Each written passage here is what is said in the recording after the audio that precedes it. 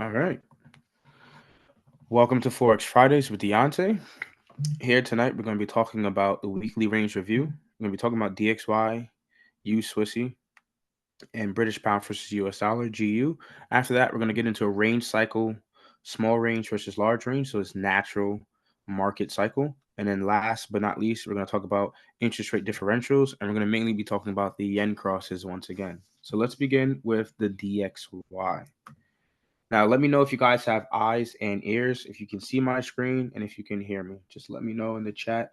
Anybody that is paying attention or is engaged, let me know that you're set to rock. I was just saying earlier that I wasn't going to do this because I was a little tired and exhausted. Life schedule has been increasing because of the season changing here in New York, starting to prep for growing. So it's not just trading that I do. There's a lot of things I do outside of it. All right, cool. We sound clear. We got eyes, you got ears. Let's get it. So, weekly range review, SOP. Now, that acronym stands for Sunday's opening price, right? SOP, Sunday's opening price, or weekly opening price. Tomato, tomatoes, the same thing. This price point here is our natural indication for overbought and oversold. If you're not putting this on your chart, you're missing out. I guarantee you, you're missing out because this gives us where our premium and discount levels are. So we'll mark that off for you guys here. So just briefly, this is a premium, and this is where you're most likely going to find your ideal sell conditions when price is above there. Not to say it has to sell just because it's above here, right? We can see on Wednesday and Thursday and Friday, it's above the weekly opening price. Does it have to sell? No, it does not. Because if the market already has a draw on liquidity pools, it's going to make its stance. It's going to trade in that direction. Same thing, vice versa. Anytime price is below Sunday's opening price or the weekly opening price, it's in a discount and it's oversold. Your ideal buying conditions are going to form here. Because see, there's some ideal buying conditions that led up into Friday's higher close today. So we didn't get Thursday high of the week, right? We got Friday high of the week. A lot of people like to expect Thursday to be the high or low of the week. But do you understand? Friday can still continue to pump up, or vice versa. If it's going lower, Friday could continue to go lower than Thursday's low. So keep that in mind. Just looking at the chart by itself, let's look at it from the hourly. I like to see it from the hourly perspective. From the hourly, we could see the best buy occurred on Tuesday and Wednesday potentially as well. And even some people may argue even possibly a Monday too. But right now we can see Tuesday was the low of the week and Friday was the high of the week. You can see commercials, or most likely commercial speculators, the entity that I believe that controls the marketplace or are the market makers, they were buying heavily on Tuesday, right on this low. And you can see it happens in a swing formation too. 1, 2, 3. It's a swing point. Anytime the market's going to change directions, it's always going to be in three candles. Hence, we're on the 1 hour chart. It happened in 3 hours. 1, 2, 3. It only took 3 hours for the market to turn around here to continue going higher. So that was the start of this leg higher. So it must go lower first before it goes higher. That's my premise. I like to think about it. If the dollar was going to go up higher, it would have to go lower first, then higher. But when we take this off the chart, it almost is as if we don't understand what's going on. But as soon as you put that one line on the chart, everything becomes clear, especially when you put on the day dividers. Everything just vanishes, and then it makes a lot more sense when you put it on the chart. And you see how we all apply this to Forex pairs. So let's move on to, I think, U Swissy. So U Swissy here, we have 3 days that we're going to talk about. Two of them are the New York model, and one of them is the London model. So we're always talking about all the models. We're talking about all the kill zones. I have a whole playlist on YouTube dedicated solely for the Asian session because that's the time period I'm mainly available for. So after I've taken care of business and I've done all the other work outside of trading, I have time to come home and still trade the Asian session. And that's why I have a whole series on that. You don't really hear me talking about the New York model and the London model because I'm already out doing farm work. I'm not here sitting in front of a computer. I'm out here prepping crops and doing pest management. and trying to make sure that we're timing these plants properly. So for those that have time to trade these models, definitely take advantage of that. Take advantage of the times that you are available. Do not trade during kill zones that you're not available. You're putting yourself under stress that you don't need. Let's take a look at Monday's New York model. Before we actually get into Monday's New York model, just look at the overall scenery of this chart. Best Buy happened on Tuesday. You can see Sunday technically was the low. Look at this. Sunday was technically the low of the week, not Tuesday. Look at that. A little different. Tuesday was the low of the week. So as soon as the weekly candle opened, it dropped down a little bit and then it ran higher. It consolidated a bit into Tuesday, but Tuesday never took out Sunday's low, and it kept going higher. So Sunday was the low of the week. And we can see the high of the week was Wednesday, not Thursday. So a little different. The profiles are not going to be the same every single week. The days that the high of the week forms on or the low of the week forms up, it shifts around. Sometimes it's Monday, sometimes it's Tuesday, sometimes it's Wednesday, sometimes it's Thursday, sometimes it's Friday, sometimes it's even Sunday, as you can see here. But the more you do it, you're just exposed to a lot more different scenarios that the market's going to throw at you. Let's take a look at Monday. Let's go to Monday. Monday, I typically avoid personally. I wouldn't even look to trade Monday. I would look to try and trade Tuesday and Wednesday because it's ideal trading days. Ideal trading days, Tuesday, Wednesday, Thursday. Monday, I would just skip altogether. But if you have time and you are available to trade Monday and you are looking for an idea, use this model here. So I'm going to bring it back just before 7. And we're going to go down to the 15-minute time frame. So the 15-minute time frame is my baby. I love the 15-minute time frame. Why do I love the 15-minute time frame? Because it's so clear to mark off our buy side and sell side liquidity pool, to frame our liquidity pools that we have just prior to the kill zone. So go back to 7 right here.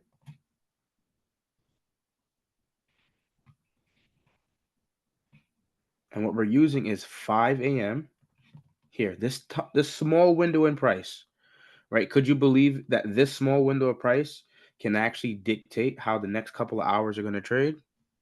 Some people would say no, but we've shown it here in the community multiple times that that small window of price does end up showing precedence to how the New York session trades. Let's take a look. So we got a 15-minute swing low here. We have two 15-minute swing lows, double bottoms, but they're both swing lows. So that's sell side. Great. And we have this highest high that we have here. I'm going to double check this is not a double top. It's not. So you can see price runs a swing high going into the New York session right here. So that's that swing high. 1, 2, 3. It's not a double top. It looks like it's a double top. We'll zoom in. You'll see it's not.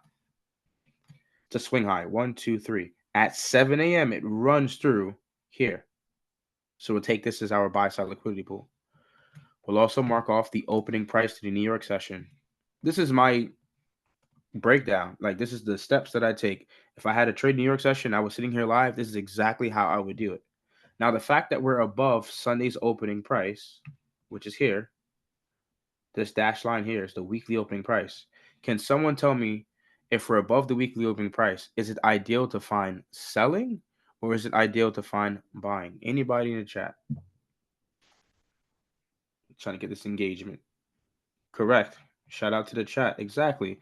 We're looking for selling opportunities simply because we're above the weekly opening price.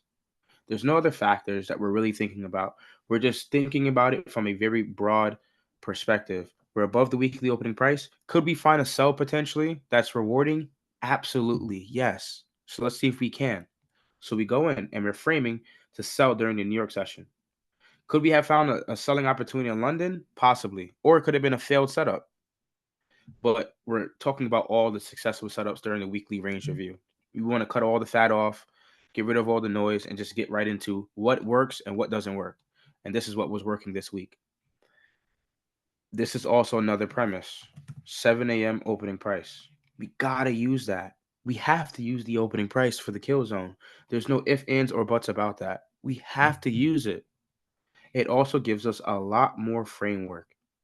It puts more structure on what we're doing here. You start to visualize it and you start to really envision, okay, it's above 7 a.m. I should be looking for ideal shorts, not ideal buys. Do not get my words twisted because a lot of people take it as if I'm saying it's in a premium. You have to sell every single time. No, you do not. There are going to be times where the market forces traders to buy in a premium. And if you are one of those traders, then do so. If you are not, then stick to the sidelines. Leave it alone. Buy side's been purged. Awesome. So we'll put an X there just to say it was purged. Buy side has been purged. What are we looking for? What do we have available after taking out buy side? Anybody in the chat can answer this. After taking out buy side, what else do we have to us? What kind of liquidity? Begins with an S.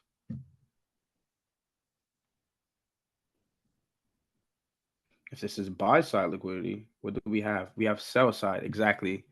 In all caps. Sell side, 100%. We have sell side still here. So we could say, this is an area of interest. And we could see that there's clean lows here. There's a low and a low here. After running the buy side liquidity pool, the next step to the model or the framework is to go down to a lower time frame. Many people may say, what about the 5, the 3, and the 2? You can find an entry technique on those lower time frames too. I personally go straight to the 1 minute. That's just how I do it. That's just how I do it. I go to the 1 minute time frame.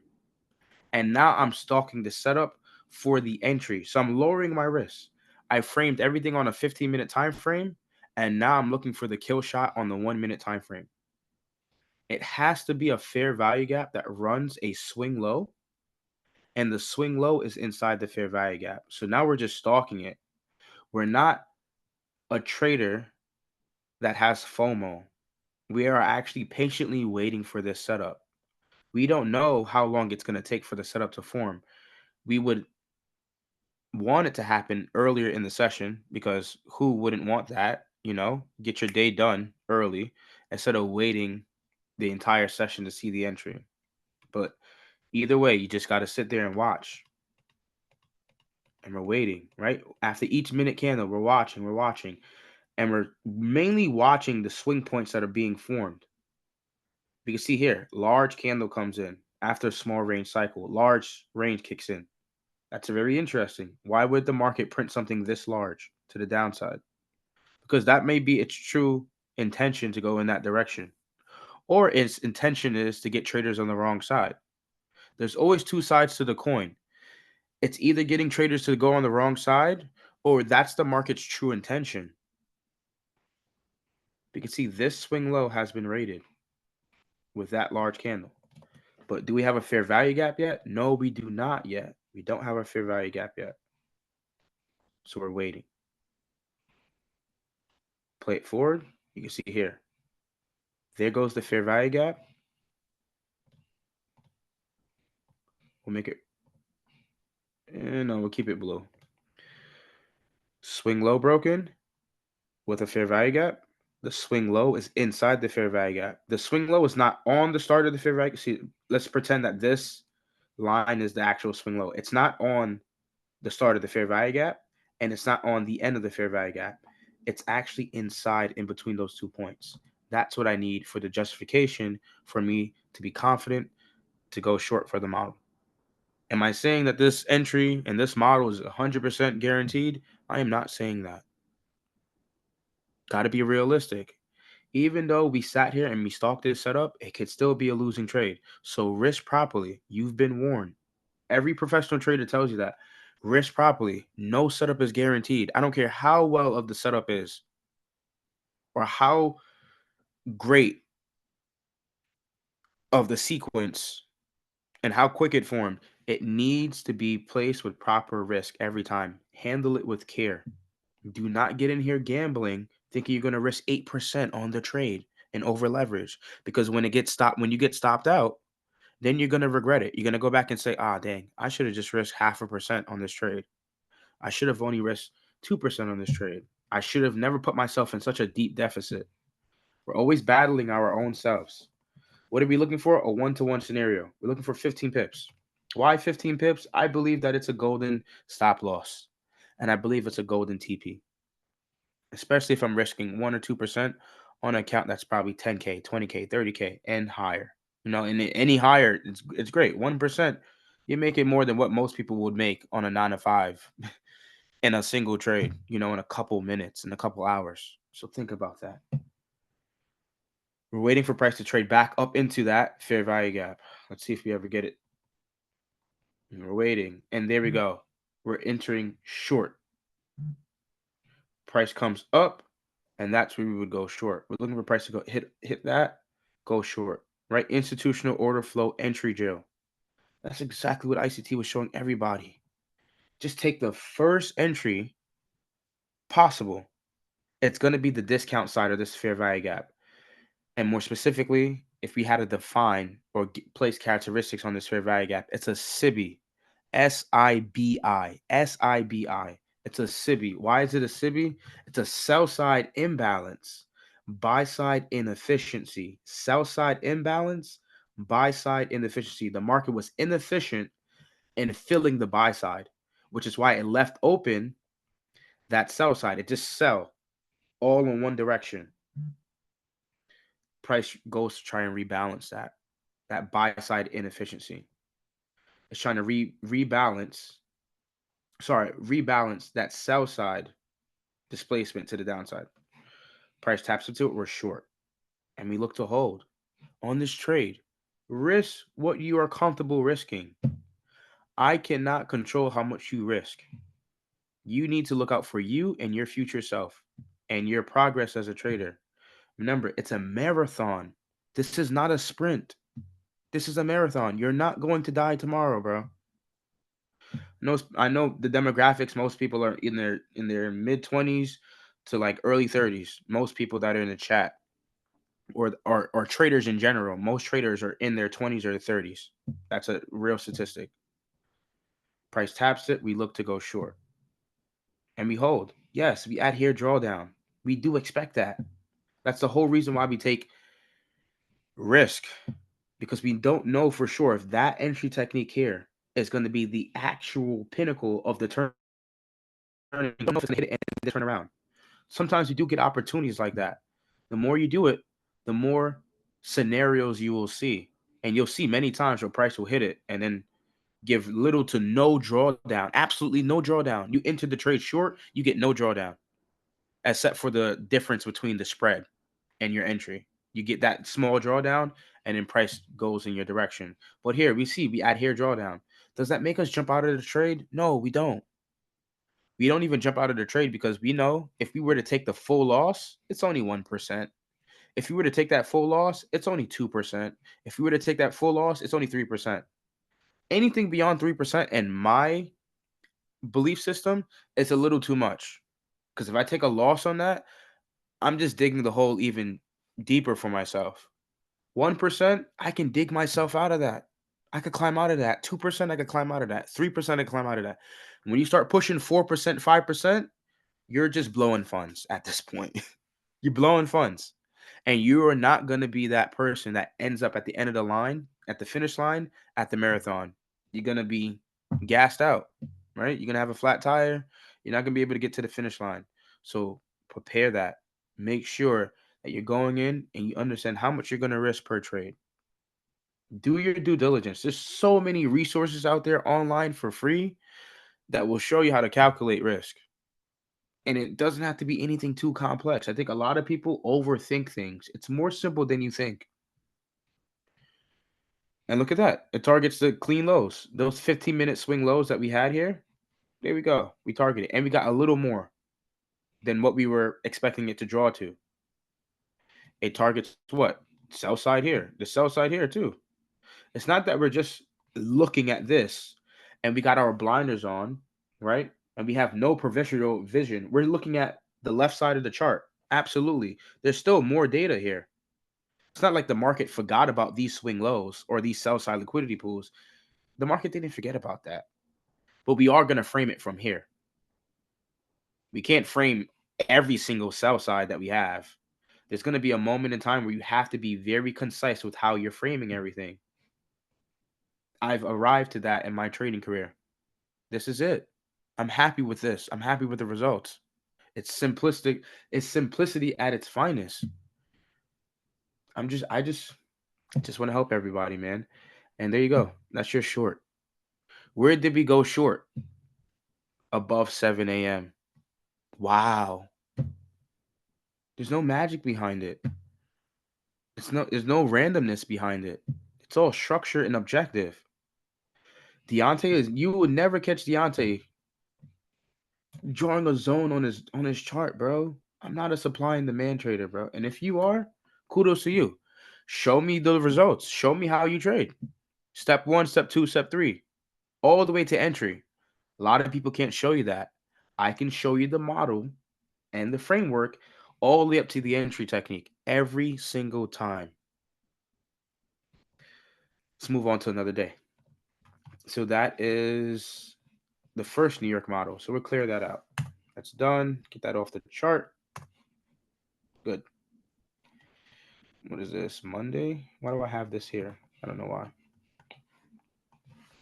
And let's move on to, I think it was Wednesday. Oh, it's Tuesday. We'll play it out to Tuesday.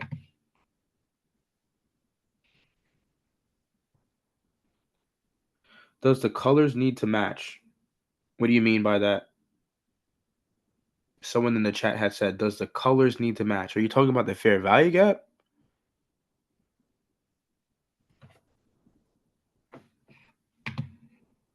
No, it doesn't need to match. The fair value, the severe busy, it does not need to match. It could be 2 up candles and 1 down candle, whatever combination is thrown at you. Once it's a fair value gap, it's a fair value gap. Play it all the way through. Yeah, the entry does form again. Multiple times. It's so fractal. The entry will form 2-3 times in one session. And right here, this is 7 a.m. Great. So once again, this is Tuesday. This is the weekly opening price. Don't forget as well, that selling opportunity from the New York session ended up still selling off into Tuesday. If you still were able to have a trailing stop that didn't get stopped out, that entry that we had during the New York session up here was still selling off. You start to see how you can hold trades. It's not that, oh, I can only trade in New York kill zone and I'm gonna have to collapse my trade during the New York kill zone at the end of the New York kill zone. No, you don't have to. If you're able to get a trailing stop, get that trailing stop. See if you could squeeze a little bit out of the market. Squeeze the market. Take it back from them.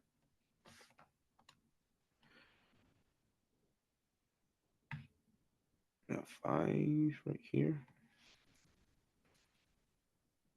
Where's 7 at? Ooh, 7 a.m. Again, time window 5 to 7 a.m.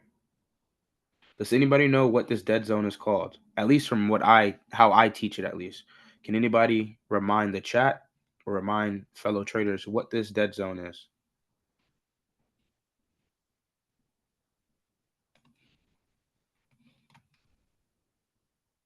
It is the London lunch. Correct, fam. This is the London lunch again. Taking our time tonight. I'm not going to rush it. I know I get overstimulated sometimes because I'm very excited and passionate. But I'll try my best to contain myself because sometimes I can't contain myself. This is the New York session here. The London lunch is 5 a.m. to 7 a.m. Once again, everything is written here. It's not that I don't give you guys the full blueprint. I give you guys the full blueprint every time. 5 to 7 a.m. Kill zone, ICT. Kill zone, at least, is 5 to 10 a.m. from what I learned and what I study. 7 to 10 a.m. If you're not familiar with ICT, please go on his YouTube channel and take a look at what he has on his channel. Don't just take my word for it. Go look. We're going to be framing our liquidity pools here in this little window here to trade here. This is the weekly opening price. Don't forget this dashed line. It's not a random line on my chart. It's a very objective level on my chart. It is the open right there. This candle starts the week. So we're going to use that all the way across. and it's influential to how price reacts. And it's going to tell us whether or not to be a buyer or seller in certain situations. You can see this swing low is rated at 7 a.m. So 7 a.m. candle opens and it runs down and takes out that swing low. So we already have a purge on sell side here. So let's mark this off. You can include midnight opening price. I know I'm not talking about it here, but it's just a lot to talk about, just trying to conserve energy in talking because just me here talking. But midnight opening price is also another confluence. You could stack that on top of that as well. Don't forget about midnight opening price. There we go. We got 7 a.m.'s opening price. And since you mentioned it, I'll just show it one time. Midnight opening price. Where's midnight opening price? It's all the way over here. Look at it.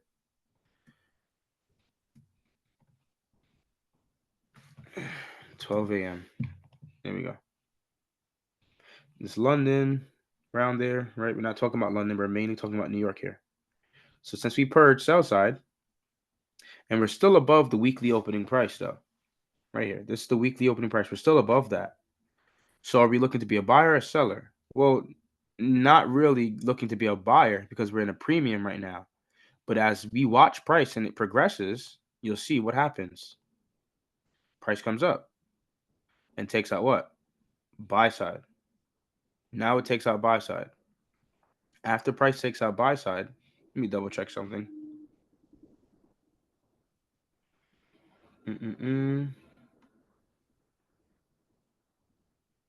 Yep, okay. Price takes out buy side here. We're going to be looking for what? A selling opportunity, potentially. We're not looking for the buy. Even though we see the New York session had ran the London lunch swing low or sell side liquidity pool, we were above the weekly opening price when that happened. We can see prices running back up to buy side liquidity pools here. So we could potentially be looking for what? Another short opportunity here. So let's see if we get a short. Let's go in 1 minute. We're looking for a fair value gap that breaks a swing low, and that swing low is inside the fair value gap. Let's see what we get. And we're stalking. This is 7 a.m. The entry has to form above 7 a.m. too. And we're stalking. And we're waiting. And we're waiting. And do we have anything yet? No, we do not. And we keep playing it out. And we wait. And we wait. And wait. If we don't get any entry technique or idea, I'm just double checking myself because I'm only human. Double checking. I don't see any entry technique for the short. Now, there could be a short, my entry technique that I'm talking about. There could be a short here based on other entry techniques, though. But since we're trying to keep it concise and we're not trying to confuse folks, we're sticking to the same entry every single time. That's the only way you find consistency. You do the same thing day in, day out. If you're a boxer, you stick to your jab. Practice your jabs over and over and over and over again. You practice your hooks, your uppercuts, etc. You got to do it over and over again. So I don't see the entry technique. Actually, I do see it. It is there. I see it. I spoke too soon. It looks like there's one there. Someone in chat said there is one. Doji swing low. I don't see it. According to how I do it, there's not one here so far. So let's keep playing it forward. And then price comes back down below the weekly open. So we got no entry long, because it wasn't below the weekly opening price when it ran this. And we didn't really get an entry short based on my parameters. You can see this fair value gap here. There goes the entry. Here.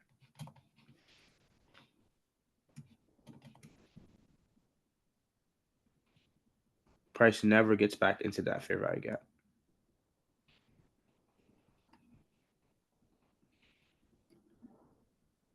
And that's the end of the session there. So I wouldn't try to find this entry again. Like I wouldn't take this entry again going into Tuesday. It's done. If I didn't get the entry inside the kill zone, I'm not taking it. Like even if it's on the last minute at 10, if I'm able to get the entry at 10 a.m., I'll take it. But we're nowhere near that entry technique. So it's done. Even if price gets here in the near future, not looking to use that as a feasible model. But all in all, just think about how I framed that. Think about how we framed the liquidity pool here and here. Why did price happen to stop here? Because we know it's buy side. Why did price stop here and turn around? Because we know it's sell side. And there you go. You start to see how little moments in time are really dictating a lot of the kill zone. I'm telling you, one day a lot of people will start to catch on to this, and it's going to be a problem. I'm telling you, it's going to be a problem. People are going to start wiping a lot of props, and props ain't going to like it. You'll see. And I think we're going to move on to the London model. I'm surprised the New York model did not form there. When I was checking it before I went live, I thought there was one there, but I guess there wasn't. I overlooked. And we'll delete that and get that off. And now we're going to talk about the London model. So we're looking at a short opportunity, obviously, with hindsight. It's Sunday's opening price. And we're going to bring it right before 2 a.m. The same idea. Don't get confused about what's happening. It's the same idea.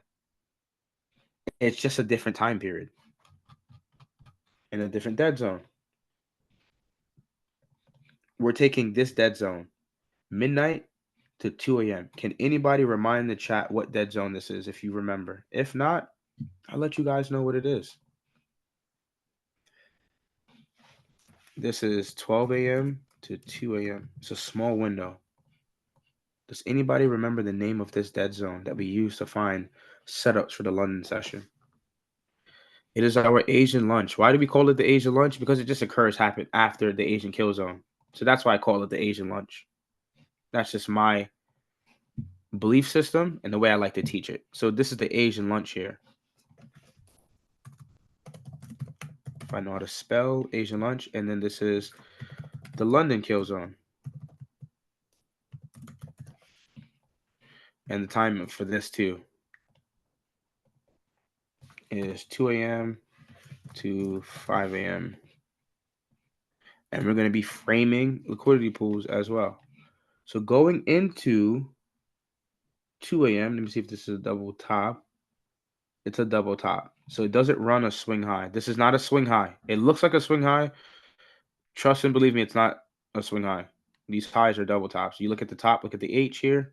When I move my cruiser on here and I move it to the right, it doesn't change. So it's a double top. I'm going to double check this. The highs are different. I want to see what candle runs this high. Is it that one or this one? Looks like this one runs it already.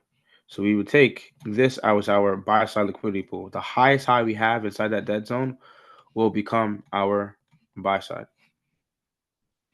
So just like this. This would be our buy side liquidity pool. Put the dollar sign.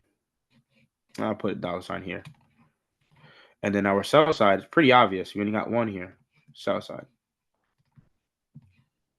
Now, the fact that we're in a premium, I want counterparty liquidity pools to be ran so that we could get that formulation and we could get the ingredients to a selling opportunity.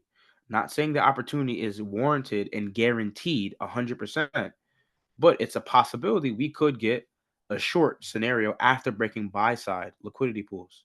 So that's what we need to look out for. Are we running counterparty liquidity pools when we're overbought?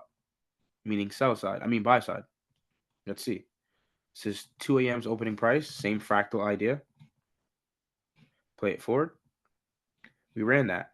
Cool. The next 15-minute candle runs this candle, or the next couple minutes in between here from 2 a.m. to 2:15, a couple candles run that. So at this point, we're stalking our short. We know we want our short to at least get back to 2 a.m. At least get back to fair value. We want it to at least get back to fair value. If not, we want it to get even beyond that. Or possibly just give us the 15 pips to the downside or whatever lower time frame entry technique setup we're going to look for. Let's go to the 1 minute now. Now we're stalking it. We're like a lion in the bush waiting for the gazelle or whatever animal we're looking to eat. We got to be patient. You know how long they sit there before they actually pounce and chase after their prey? They wait there for a pretty long time. There's no FOMO. Now, they don't waste time. It's very crucial, you know? It's their livelihood. They got to feed their family, their cubs, etc., etc. So they got to be on point.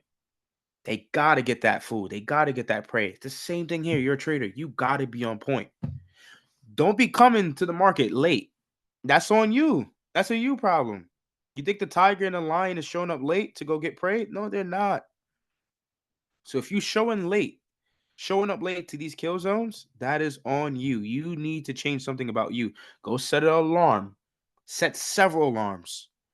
Change something in your schedule so that you're able to be on time for this. Get rid of all the distractions. Be on time.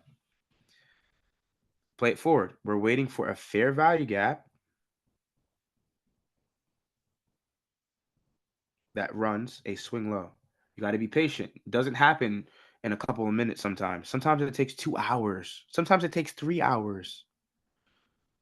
This is where you start to see the difference between traders. Who's really disciplined? Who has that true intent, that concentration? A lot of traders, a lot of people in general don't have concentration. They can't sit still. They can't sit still for hours at a time. They got to keep moving. So we're waiting still. From my point of view, I don't see anything yet. And now we got one. There it is. Right here. There goes the SIBI or fair value gap. There goes that swing point. Notice the swing point is not on the start of the fair value gap again. It's inside between the 2 points. It doesn't have to be like 5 pips below it or a certain pipeps below the low. Once it's in between these lines, you're good. You're good. That's how I see it, at least from my experience. We're looking to go short. Notice the pair that we're looking at too. This is a pair that most people don't trade. And I'm just showing you that it doesn't matter the pair that you're trading. This is you Swissy. I don't trade you Swissy, bro. But I'm just showing you Swissy because I don't want people to sit here and tell me, "Oh, you're only picking the majors, or you're only picking this because those pairs trade better." That's foolishness. The pairs don't trade better. They just give different gyrations and volatility at certain times. Some things are a little more choppier in nature, depending on the interest rate differential. And we'll talk about that at the end. Price taps it, we're going short. Let's play it out. Play it all the way through. See, even though by the end of the kill zone, we didn't hit our finer TP target, right? 15 pips. Let me see. Looks like we just got like 8 or 9. Yeah, we were just about to get 10. So you could take partials around here. But do I give up on the trade? No. You can still hold the trade. You can do as you please with the model that I'm telling you. You may not want to frame it the way I'm framing it, but you may like the idea. The overall package, you may like that. And you may want to tweak it a little bit to your desire. Go ahead. No one's stopping you. Do whatever you please with the model. But make sure it makes sense. Make sure it's objective. Make sure it's not randomness. Backtest it. Make sure it's something that you can see consistently. This is something we see consistently. Last what? It's now what? April? We're in the 4th month. Man, this year is flying by. We're in the 4th month of the year of 2024. For the last 4 months, I've been showing these same models over and over. One model over and over. But everybody wants to know 50 models. Why do you want to know 50 models? I don't understand. People want to be a super genius or something. Bro, just take it easy. Learn one thing and master it. Played all the way through. That's the other dead zone. That's the New York dead zone. And during the New York dead zone, sorry, the lunch dead zone, the London lunch dead zone. So this here, sorry. There we go. So that's the London lunch dead zone here. We can see how it still continued to trend down, giving us our 15 pips TP hit. Gone. See what happens if we play it all the way through. Eventually, we get down to that sell side that we marked off. Right down there. There goes the sell side hit. It doesn't have to hit the sell side or buy side that you're looking for it to draw to during the kill zone. You got to be a little flexible with the market. You don't control it. So you gotta be flexible. You don't make the rules. You play in their sandbox. So you got to be flexible with how the market plays. And that is our London model by me. Right there. That's the London model. I don't need anything else. If I was available to trade the London session, this is how I would do it every single day. Every day. Of course, when things align, right? We're above the weekly opening price, we're above midnight opening price, we rated buy side. I'm going short. This is a quality trade. And you could tell it's a quality trade too, because we have little to no drawdown too. Even if we were to get deep drawdown, we've seen sometimes where it pulls up 10 pips against us, which could be, nerve wracking, depending on how much you risk, of course. But we hold through that and then we go short. It's still a quality trade if you get some drawdown, but we really know we got it.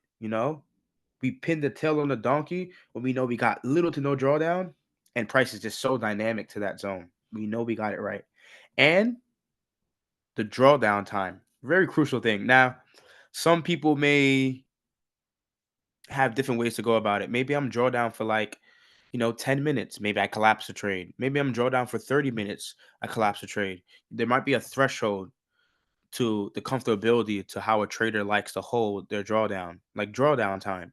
How long do you tell yourself as a trader to say, you know what? I've been in drawdown for 2 hours. I don't think this trade is going to be any lively or it's going to be profitable. So I'm going to collapse the trade. That's something you have to decide on your own. Me personally, I will hold it all the way out to stop loss because I risk properly. That's just how I see it. If I believe in the model and I know I took a quality entry based on the framework, hold it. If I get stopped out, it's okay. The next model that comes around, do the same thing. We will make up those losses. We can't risk the same though. So let's say we took a loss here. Let's say today was a loser instead. Price goes up, you get stopped out. Yeah, it's not the end of the world. We lost, let's say 2%. The next London session that I trade, that I'm actually going to engage with and everything is aligning, I can't risk 2% again. Absolutely not. I can't risk 2% because I'm already down 2%. I need to make back that 2%. I'm going to now risk maybe 1.5% on this next trade, or I'm going to risk 1% on this trade, or I'm going to risk 0.5% on this trade. And as I start to compound the wins, I start to mitigate those losses. And then I dig myself out that hole. I'm now back to where I started from. Instead of being down 2%, I'm now neutral or break even. Now we could start risking 2% again. And then on and then some. So that's the London model. Question in the chat. So when you are looking for a trade, we are putting the prime premises on SOP and yes and no.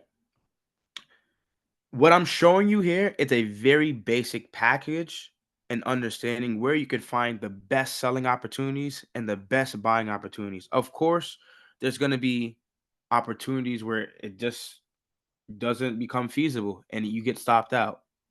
But more times than not, if you follow the sequence of being overbought and oversold, short term wise, you are more than likely to hit it on the money.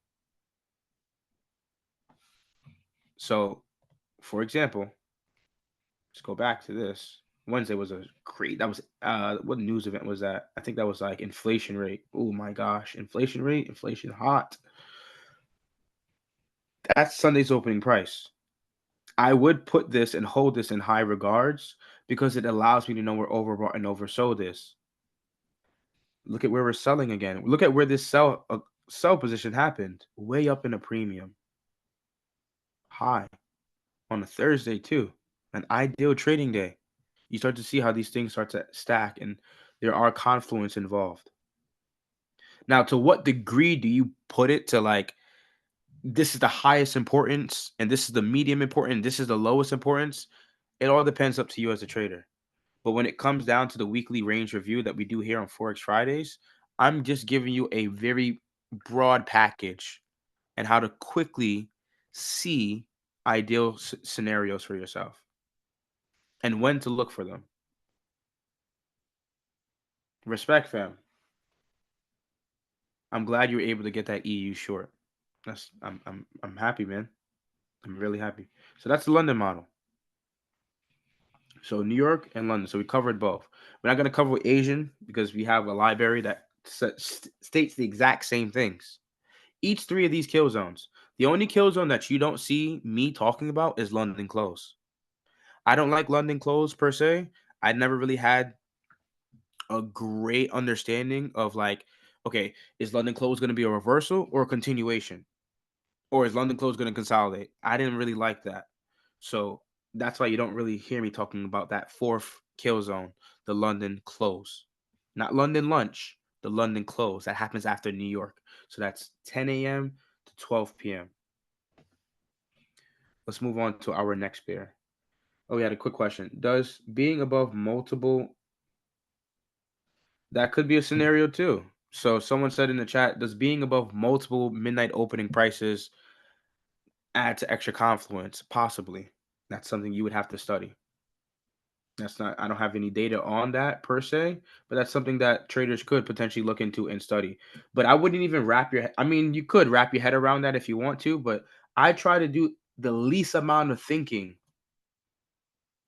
That's why it's a very simple process. I'm doing the least amount of thinking when it comes to these trades. Other people make themselves go mad, fam. Mad. I don't like to do that. I used to be that trader. I used to be very upset. Why did this order block not work? Why did this fair value gap not work? Why did this breaker not work? Why did this? I used to be that trader 3 years ago. I'm telling you, I used to be that trader in my dorm room thinking about why is these PD arrays not working? ICT told me this is an order block. Last down candle before it engulfs and price comes back into it. I take that one trade. I go long. I should be winning. It's not as simple as that seems. Got to be very niche and very specific. Look at GU. Completely inverse. It's going to hourly. So you're looking at correlations too. Don't think that I'm just teaching you one thing at a time. There's many things that are going on. To those with a trained eye, you already know what's going on. There's an inverse correlation. Look, GU went down. Look at U Swissy went up for the week. Inversely correlated. I feel you, same exactly. I used to be tight, fam. I used to be so upset. And I'm like, yo, this stuff that this guy is teaching me does not work. It does work.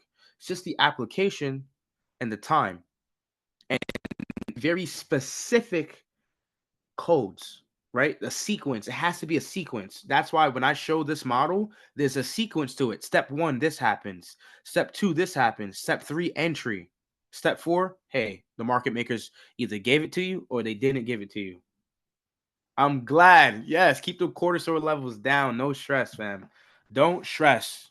We don't want to stress. We want to live a long and healthy life. We don't want to stress around here. We don't stress around here.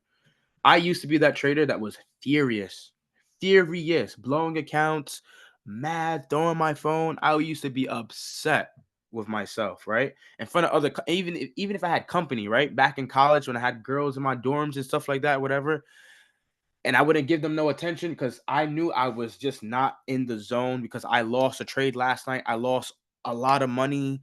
I blew this, I blew that. Not good times. But you have to go through those things to understand, like, yo, I was tweaking, and we don't do that no more. You know, that's baby stuff. We grown men around here. We know how to trade. So don't let this market get to you mentally, man. Do not. Don't even give it the life too short to be stressing about some damn chart. Life is too short. I know it feels like you're going to be winning the lotto playing trading, but the chances of that happening is very small because you could get it in one night. You could win 10 racks in one night.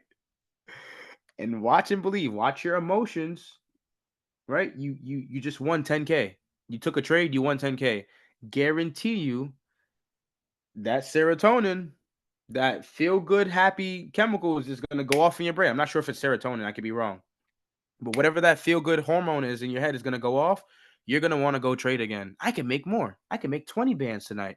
I can make 50 bands tonight. No, you can't. You're gonna blow that money that you just made. Save it for another day. I am telling you, as an experienced trader, stop trading. Do not trade. You made money, pack it up, bro. Pack it up. Put your phone in a lockbox, throw it outside, do whatever you can. Get away from your computer.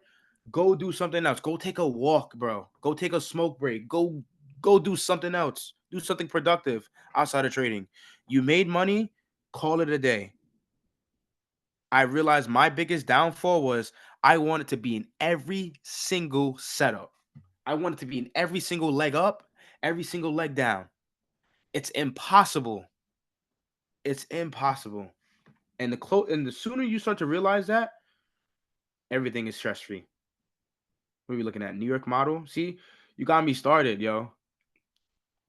I'm so stimulated now because it triggers a lot of emotion, and I truly am passionate about this because I've been there. I think there's a poem that my dad read to me when I was a little boy. I don't know what the name of the I don't know I think the name of the poem was Bridge Builders, and the whole idea or the main idea of the poem is you want to make the pathway easier for the fellow person traveling across the bridge. So you know that this bridge is all messed up and effed up. You want to at least maybe fix the planks or something, or put in a couple screws here and there so that when the next person crosses that bridge, it's not as shaky and it's not unstable, and they could get across without falling into the water or whatever they're crossing. It's the same thing I want to do for you guys, and it's the same thing you should be wanting to do for the next person. And this goes for anything in life. It's not just trading. You want to be nice to your neighbor. You want to be nice to the next dude, the next gal, whoever it is. Just be nice, pass it on, move on. Help the next person out. The world would be in a much better place if we all were to just help somebody and not look to seek for any validation from it either. Conversation for another time. Conversation for another time, man. New York model, same thing. Framework. What we got? Sell side. Okay, nice. I got to tone it back a little bit. I don't want to start ranting.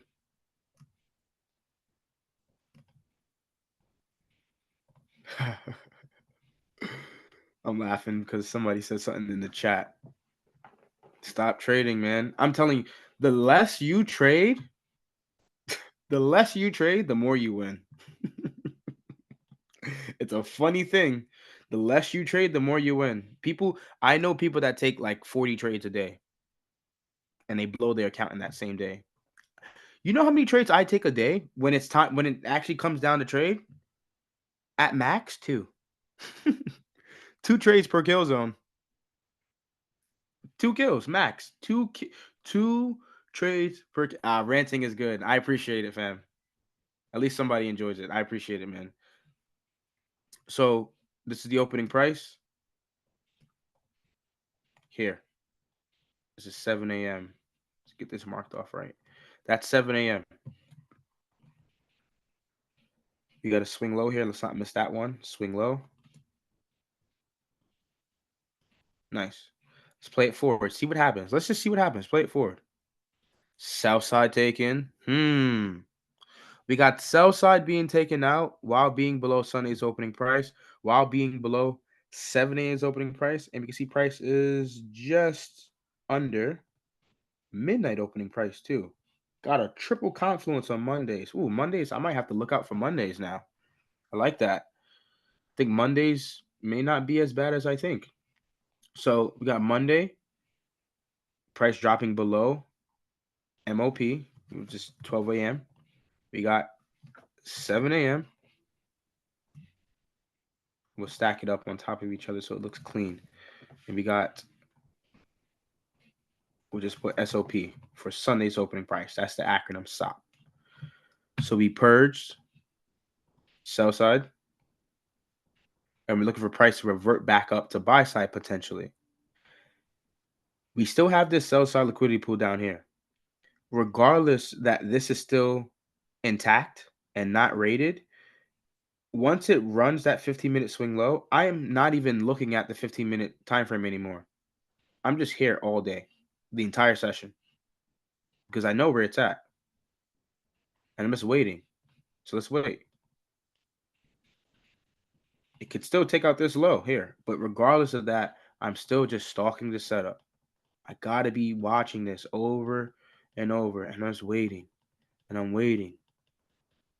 And you can see it takes out that sell side too. Great. It takes out another sell side liquidity pool. Doesn't matter. We're still looking for the entry. Waiting. I just want to double check because I don't want to miss it myself. And there it is. Perfect. It looks a little different, but it's still the same thing. They all look kind of subtly differently. Like they look a little different, but it's still a swing point. 1, 2, 3. That's a swing high here. That's the first swing high here. There's another swing high that's in it. There's no requirement stating that it needs to be 2 swing highs or 5 swing highs, or the more swing highs that it runs through and the more swing points inside the fair value gap makes it even more greater. I don't think so, because I've seen ideas where it's like 3, 4, 5 swing highs inside the fair value gap and it still fails.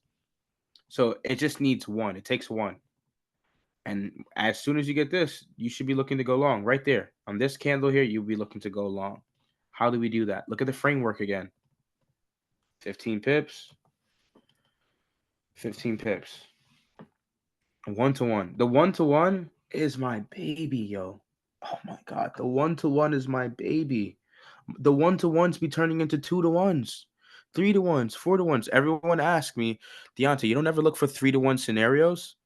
I do, because I know the 1-to-1 could turn into that 3-to-1. That's where I'm starting. This is my groundwork here. The 1-to-1 is my baby. This is where I start with. Here we go long and we hold. Look at that. Right back up into what? Buy side. So we left 7 a.m., came down, dropped below midnight and 7 a.m. and below the weekly opening price. Let's zoom out so you can see that. There it is. Look at those confluences there. This whole leg down, there could have been a selling opportunity. I'm not saying there isn't one there, but I'm not even concerning myself with that. Other traders that are very immature or don't have any focus and they lack vision, they're worried about this. They're going to go back and try and tell me, Deontay, what about this leg down? I don't care about that leg down. Nobody cares. At least me, I don't care about that leg down. And you shouldn't either. Could there be a selling opportunity that you could catch here? Yes. I'm not doubting that. There's always an opportunity in the market. The market is trading from Sunday to Friday. There's an opportunity all in between that. There's many opportunities. The opportunities are endless. Even though the opportunities are endless, you think a human being is catching every single one? They're not. They're not. I'm not catching this sell and then catching the buy and then catching another sell and catching the buy. I just can't do that because I don't have the knowledge to understand the details like that. I don't think anybody has. I don't think anybody has cracked the market down to a T where they could trade every single leg. You just can't. You just mm, you just can't. Fair value gap up, TP hit. You're done trading for the day. You just made 1% on your account. There. My phone just died. Great. I needed that because that was the only way I was looking at the chat.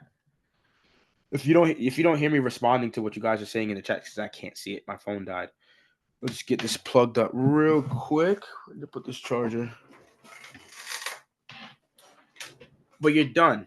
Once you get that 1% on your account, you won, man. You won. You did exactly what other traders wish they could have done. A lot of traders can't even make 1% compounded a day. Little alone 3. 1%, you are in good standings, my friend. Do that 2 more times during the week. Now you're up 3% of your account. Do that 4 times out of the week. Now you're up 4 times, 4% compounded on your account.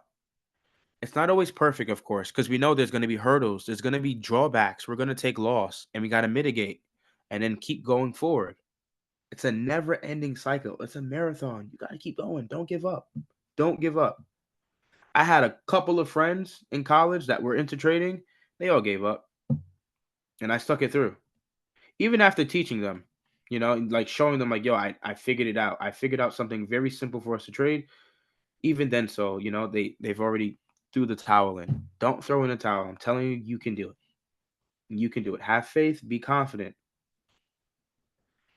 And we got more than 15 pips here. Let's see what happens if we keep playing it out. Let's go on the 5 minute just to save some time. Look at that. Turned into a 2-1. 3-1 now at this point. If you're able to trail your stop and you not get stopped out. Trailing stops get stopped out very often. I want you guys to know that because the market is always hunting for liquidity pools. And when we place our stop loss, all traders do the same thing. We're placing it normally under clean lows or some type of swing low. What does the market like to take out? Clean lows and swing lows. So that trailing stop is normally at high risk of getting stopped out. So if you get lucky and your stop isn't ran, congrats. Pat yourself on the back and take that profit home. Take it home. Trailing stops are very difficult to hold on to. Unless you keep a stagnant stop loss and you don't move your stop loss from its original place, then you could probably see the fruits of your labor if it continues trending. But that's like unrealized gains, I would say. That's how I would put it. It's unrealized. It's always good to see it, of course, but it's unrealized.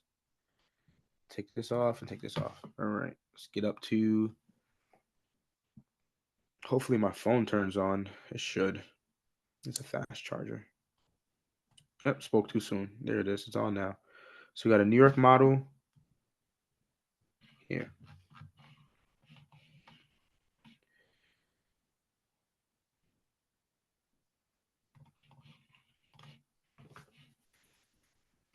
If I can go back every week and show you these examples, you can catch them too. And I know a handful of you guys already have proven that in the chat, in the community that we have on Telegram. A lot of you guys would post and say, yo, I found this setup using the model. I can't believe it worked. All you got to do is just try. I'm not trying to scam nobody. Like, the last thing I'm trying to do, man, and ruin my reputation, crazy. That's not the guy I am. I'm always going to give. I'm going to welcome you into my home and be a great what's the word? Not guest, but hostess. A great host. That's how it's supposed to be.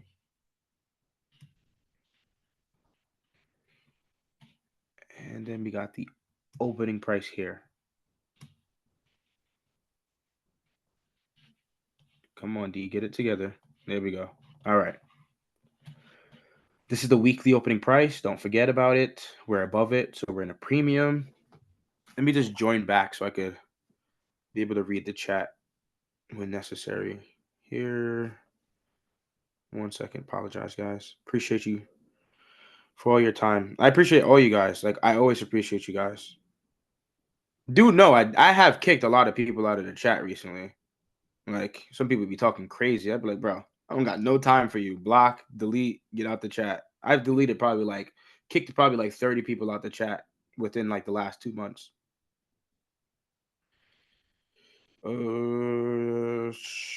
Stay participant. And here. Okay, now I can see the chat. Nice. We got 12 people in here tonight. See, even if it was one person in here or 2 people in it, I still would do this. Like, I don't care how many people is here. All right. Let's get this to turn. Apologize, guys.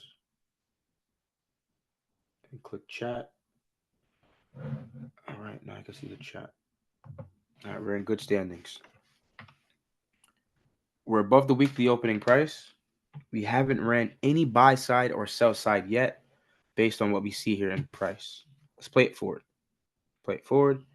Sell side taken. Oh, no. So we got sell side taken. Would we want to look to go long? Not really. We don't really want to go long here at all. We want to really look to go short. It's the more ideal condition to go short. We don't want to go long. This is the moment where I tell traders this could be where the market is forcing traders to buy in a premium above the weekly opening price. Because that does happen. Price will run the counterparty for them to go long. But if we're basing it off of ideal case scenarios, we would rather this break and then go short. Yeah, it's free. Imagine if I was charging people this, charging like sorry to get off track for those that are steadily, here. Just people saying in the chat. Some people don't value someone said some people don't value free knowledge. Absolutely. And someone also said, yeah, because it's free. Of course, they're gonna take advantage. It's free. Like, who am I? You know? But I do know people that are charging like 6 grand a month. Like these people are ballers. Like, I don't know. These people obviously have salary jobs, of course, and a means to pay for this stuff per month. But I know a lot of people out there that put out trading programs and they charge. And some people do gain knowledge and some people do get better. But I know a handful of people that sell information and people's trading skills don't even improve. Like they don't. Like not even in the slightest. Just keep playing it forward. Keep playing it forward. Buy side taken. There we go. So we got buy side finally taken here. We also had another 15-minute swing high that forms here. So this is also another 15-minute swing high that forms right here. Calm, right? So after running that, we have an opportunity to go short. Let's go on the 1-minute time frame. Let's see if we have a scenario. And just look at that. Look at how they're engineering these lows. That's so suspect. So suspect. Hindsight, of course, makes us say, like, oh, wow, they were placing in these lows. Let's see what happens. Let's play it forward. Keep playing, keep playing, keep playing.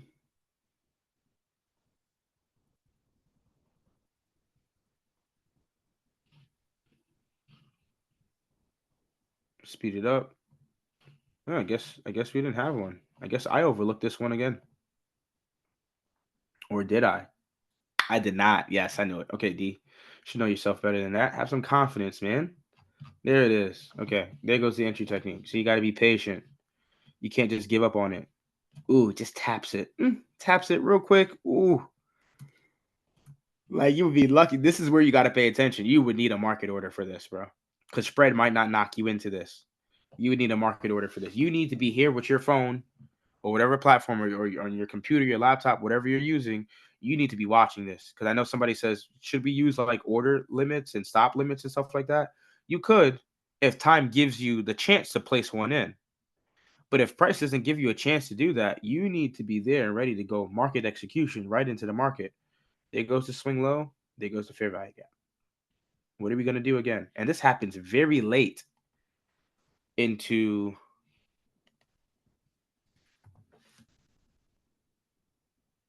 Why don't we consider the first candle that breaks the low? Why don't we consider the first candle that breaks the swing low? Which swing low? The 1 minute, on the 1 minute or on the 15-minute?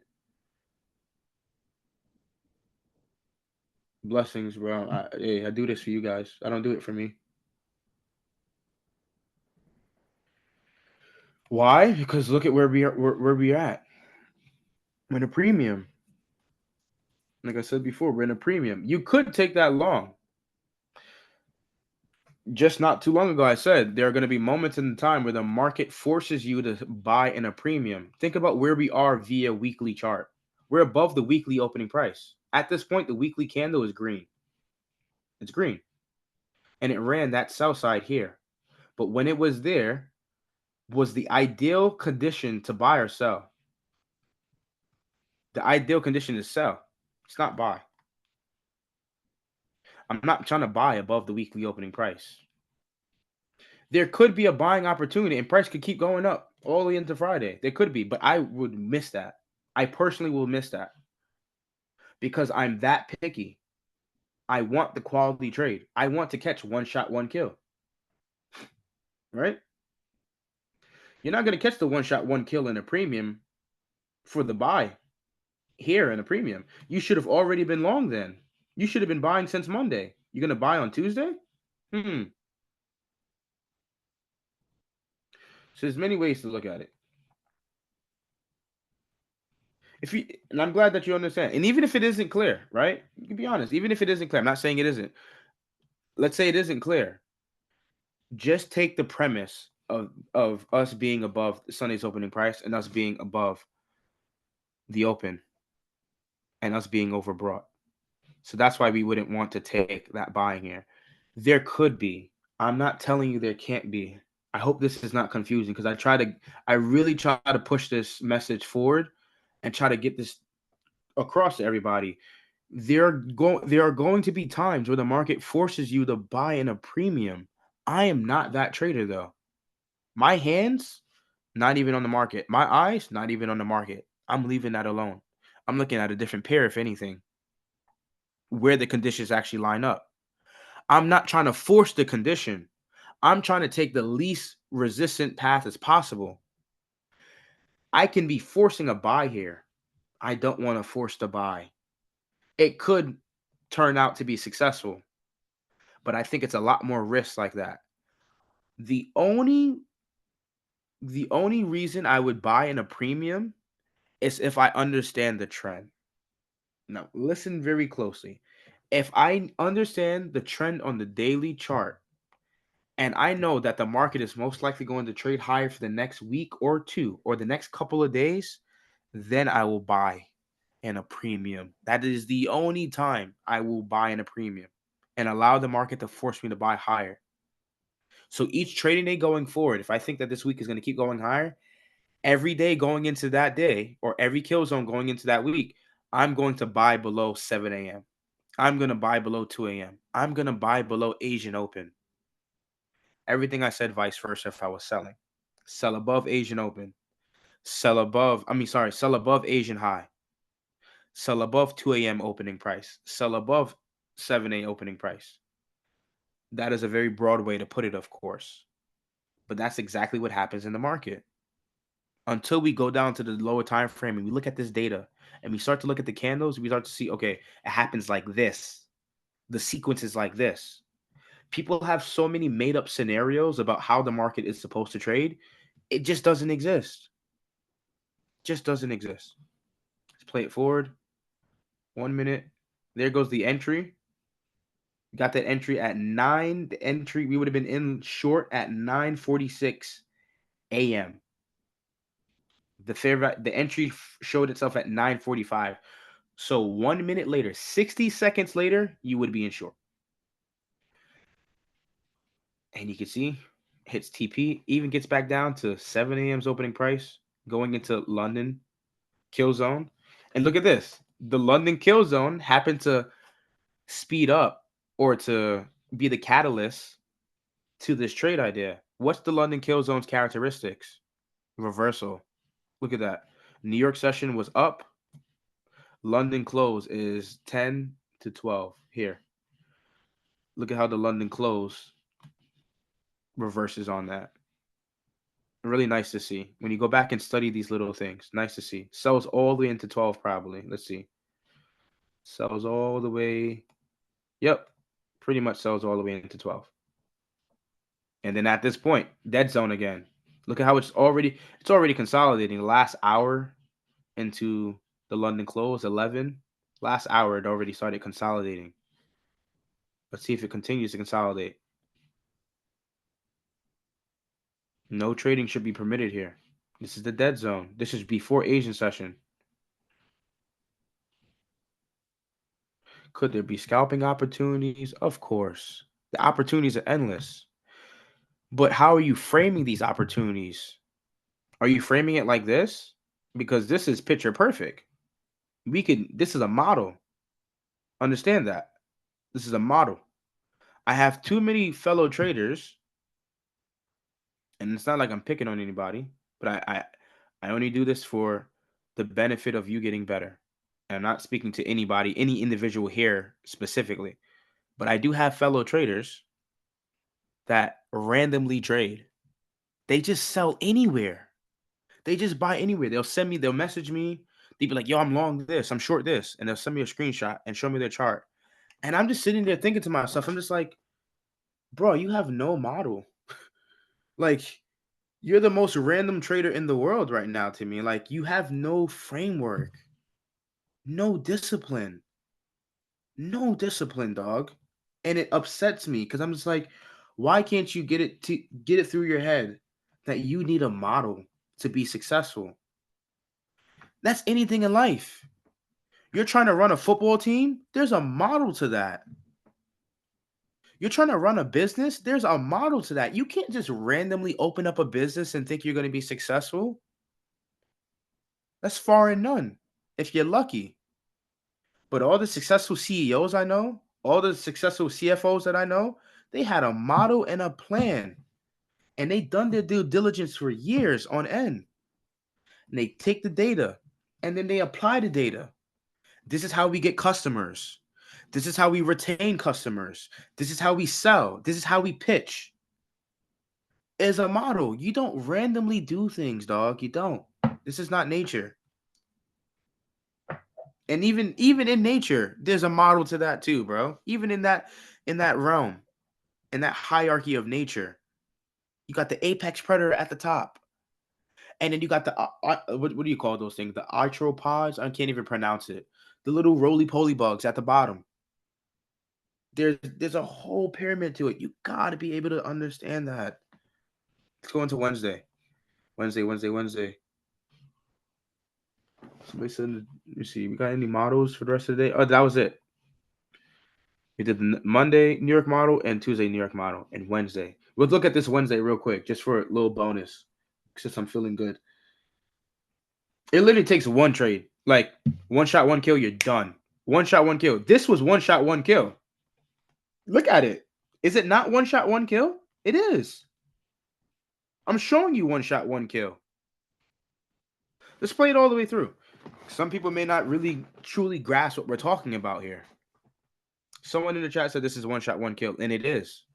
That one New York sell was one shot, one kill. Look at that Wednesday sell off. Going into Friday, oh my gosh, you'll be up pips, dog. You would be up pips. Now, that's in a perfect scenario, of course. There's unrealized gains. That trailing stop, like we talked about, that trailing stop might have been stopped out already. Look at this pullback into inflation rate. Sorry, not inflation rate. Yeah, inflation rate. Yeah, if I'm correct. I think I'm correct. There you go. Yep, core inflation in the United States. They started talking about inflation rate. I didn't even look at the data to see what's up with it. Ooh, inflation is still hot. Dang. That's tough. 3.5. Oh well. The feds will fix that, I guess, one day. But this is one shot, one kill. And like we said before, if you were to take that, if you were that trader that had a hard stop and you don't move your stop, you can see how you can start to take the unrealized gains and make it realized gains. So it's not unrealized anymore. Yes, you might have pulled back. It might have put you into a little bit of drawdown again.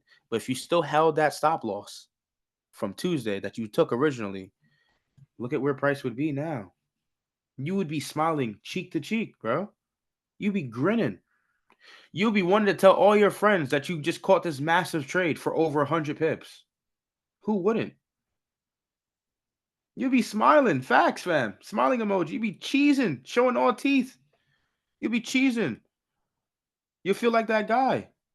And you are that guy. All you guys are that guy. I'm telling you, you guys got it in you. I believe in every single one of you guys. Even if we don't talk on a one-to-one basis in the DMs, in direct message, I believe in everybody that's in the chat. I welcome everybody with open arms. I don't turn anyone down.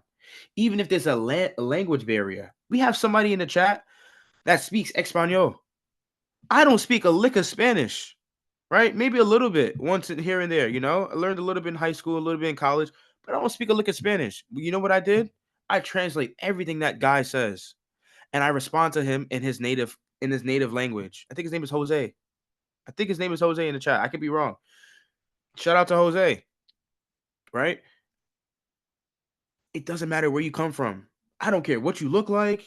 I don't care what demographic you come from, what community you come from. I just know we both trade, bro. At the end of the day, we both trade. I don't care what you've been through.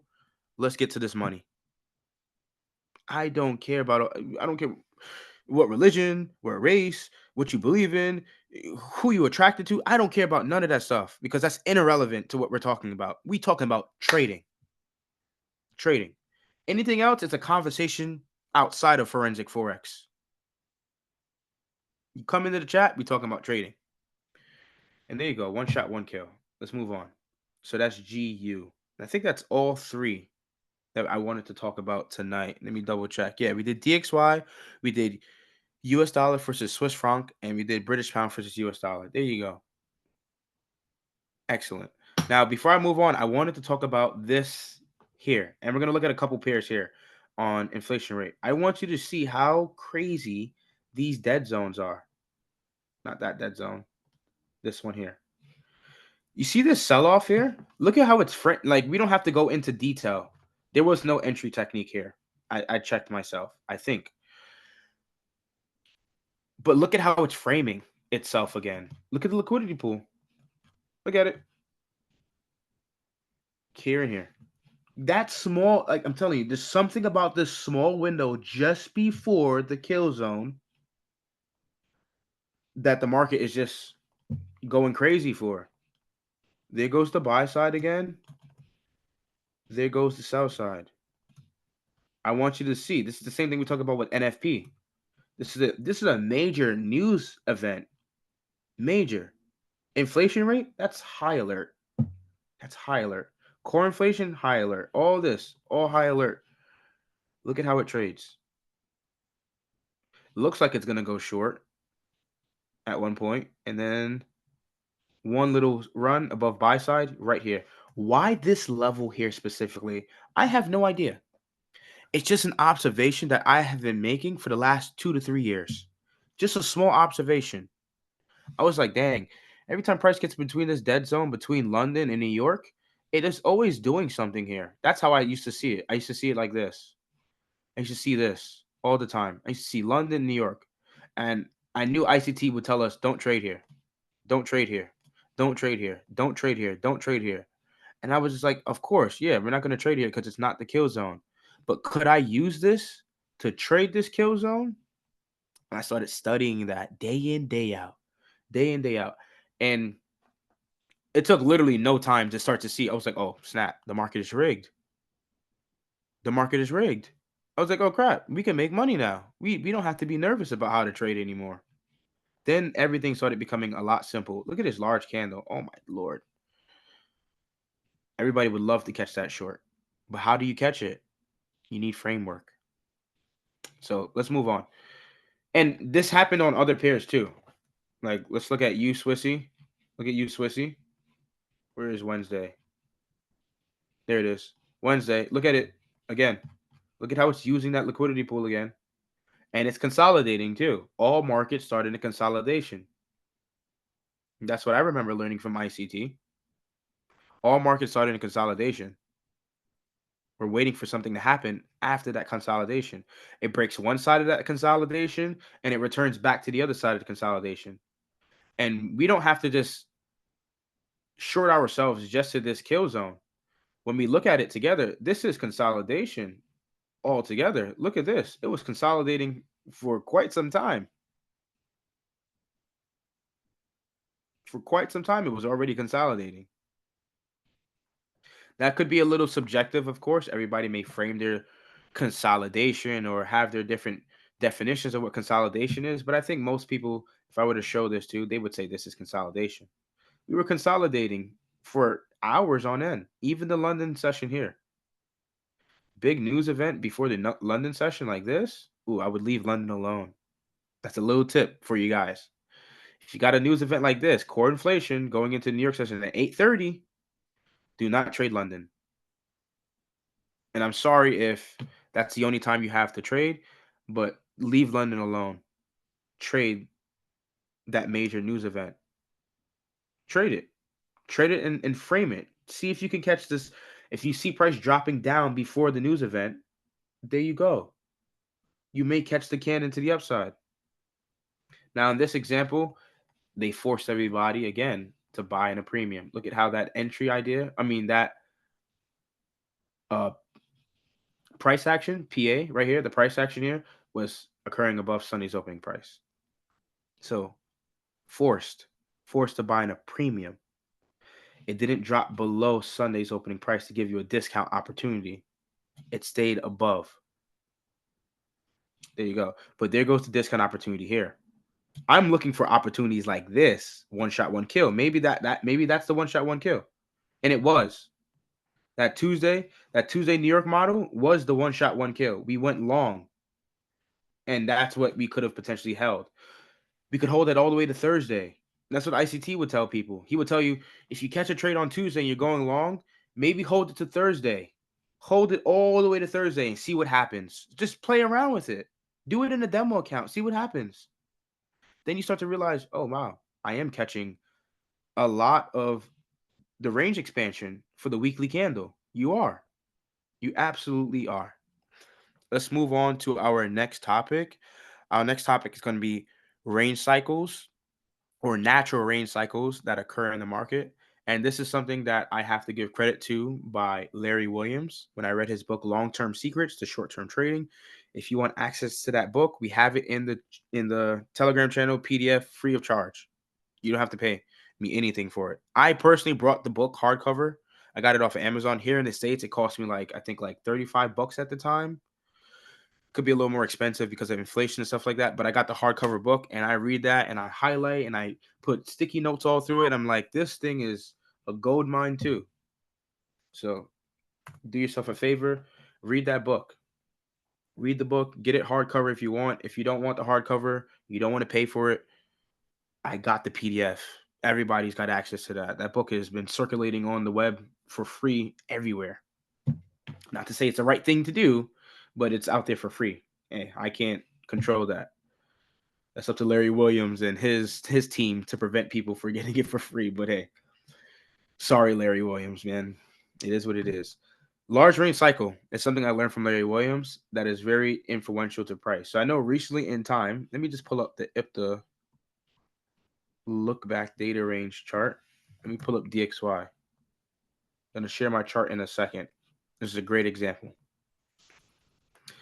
So in recent time, we saw the dollar flip back bullish. Not surprised, really. And we'll talk about at the end why. But we can see the dollar flip back bullish. But I want you to see this last week and notice how the market went small, large, small, large. Look at Tuesday, actually even before that, but let's say Tuesday was the last small range cycle that we had going into an ideal trading day like Wednesday. Look how large that candle is. That is not by coincidence. It's a very natural observation that anybody can make. And when you start to remove the indicators off your chart and all the annotations and stuff that make your chart look cluttered, you start to really understand that the market does have natural patterns. And I'm not talking about candlestick patterns and dojis and hammers or shooting stars. I haven't really learned any of that stuff, truly, to be honest. Like, I really haven't learned little to none of retail information. And I'm thankful that I didn't learn retail information. But we can see that there's a natural essence to the market and the way it breathes and the way it moves and goes about its journey. Just look at this leg going up here. What a leg. Wow. July going all the way up into October. Just bullish. We could take the assumption that UCAD, UJ, U Swissy did almost the same thing in an uptrend here. But I want you to pick out something. What happens after we get these small candles? We get dynamic price action. Dynamic price action is what we are looking to catch. Now, if you're someone that is able to keep track of all these things, because you're juggling a lot, it's still a lot. Even though it's simple, it could still be overwhelming. It's still a lot. But as you progress and you practice, it becomes easy as cake work, you know? You wake up at any given day, you know what you're looking for, rinse, repeat, rinse, repeat, rinse, repeat. Stop changing it up.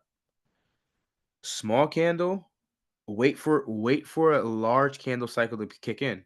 You can see a large candle kicks in on what? Tuesday, Wednesday, Thursday goes back into small. Goes back into what? Large again, small. And we're not talking about the wicks here, to be clear. So even if we were to take the wicks off, let's see, how do you do this again? Wicks. And we're just looking at the bodies of the candle. Almost instantly, you start to see after the small days, you start to get large candles.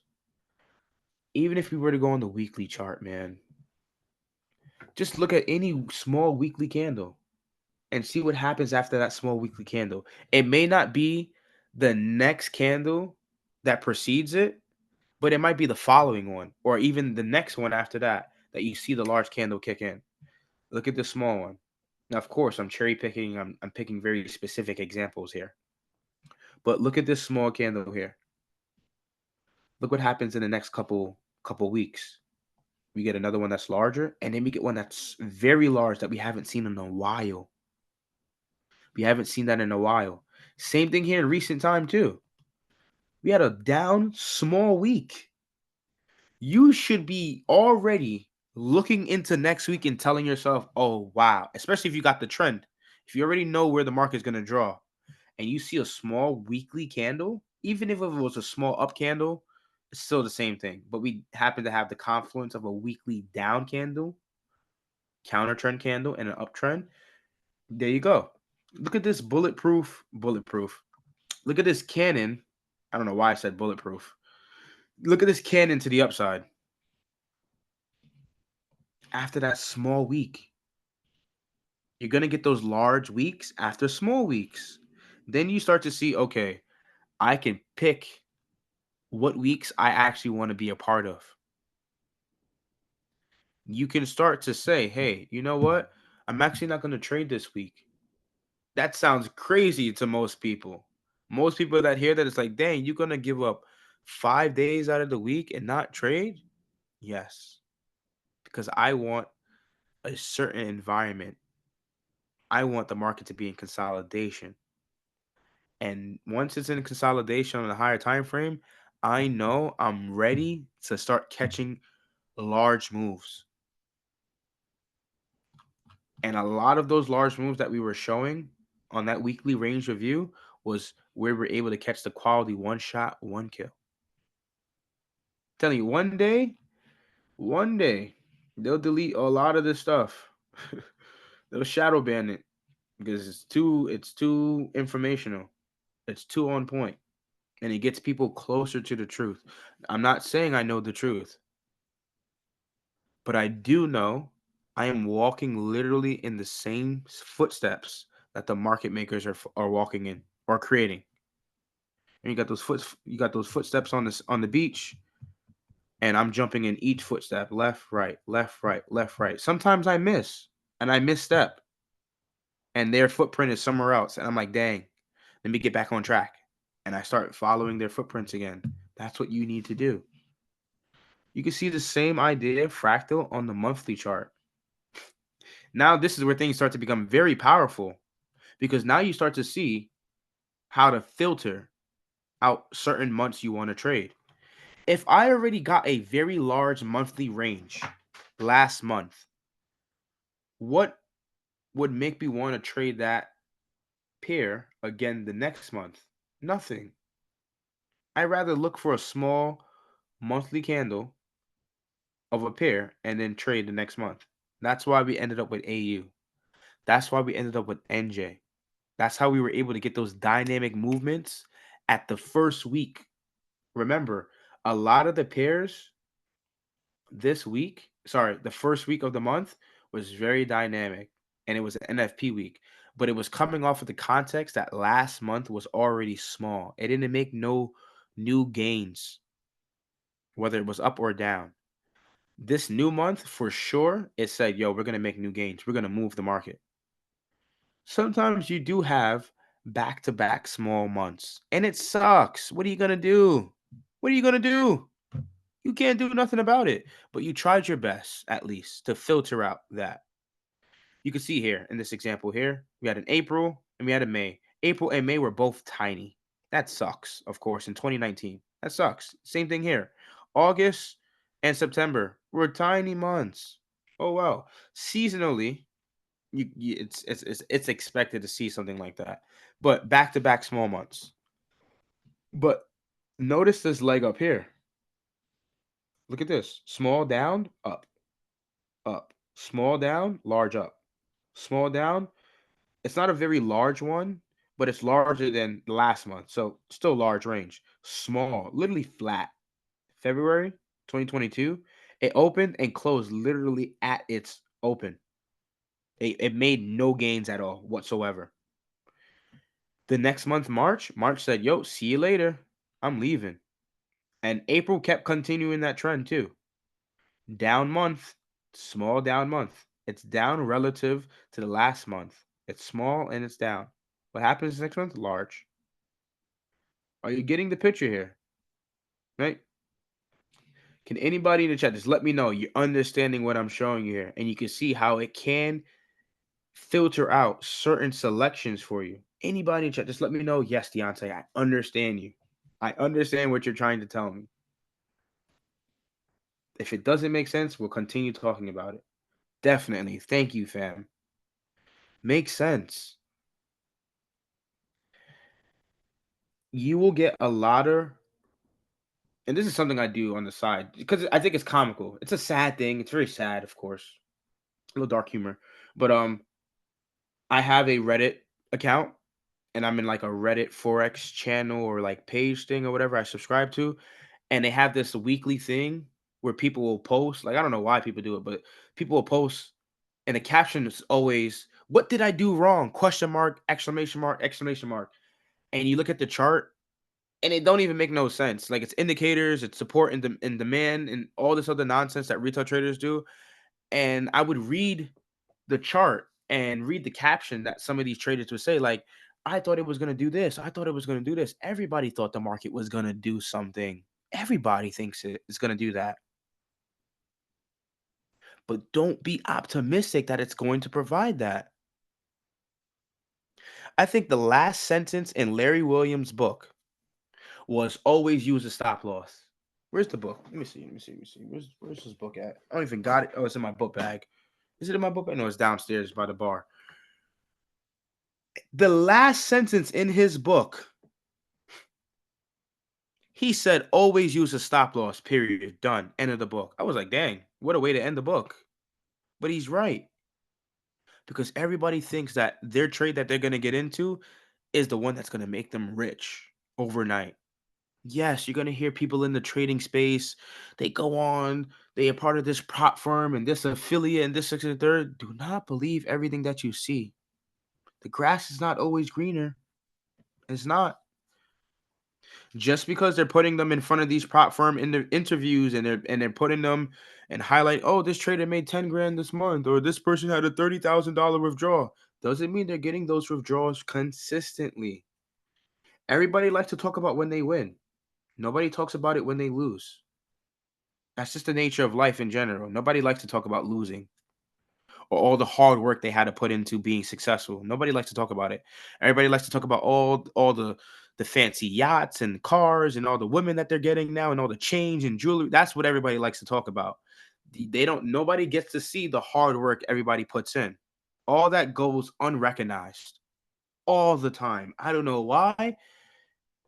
It's got to be greed, it's got to be other things that we as human beings just can't escape in this realm of life, but understand the grass is not always greener on the other side. Just because you're not where you're at, and just because you see other people posting this, I just passed this prop firm, I just did this with my live account, and don't worry about them. Worry about you and what you got going on.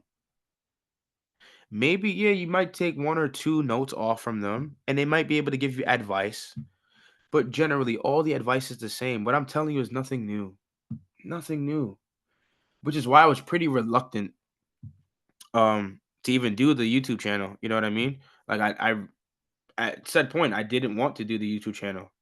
And I was pretty nervous to do the YouTube channel because I was like, I didn't want to come up here and start talking about things that other people already talk about. But it is a little different. I have my spin to it.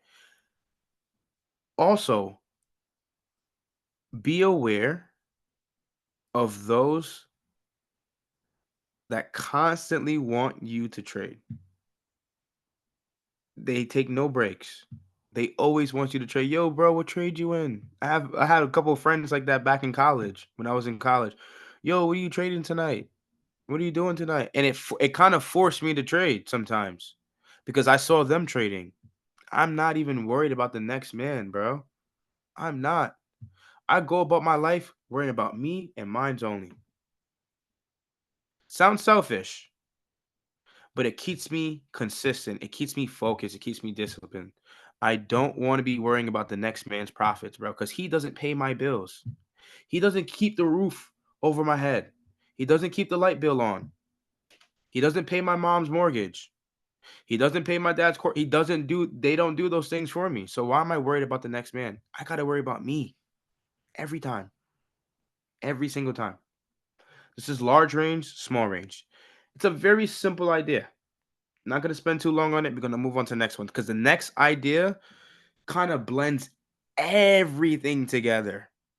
I can't get away from all these topics. All these topics are are linked together. They all go together.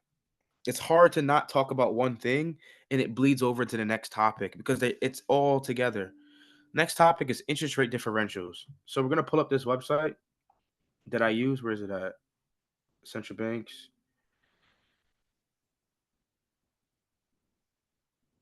Facts. Facts. Shout out to the chat.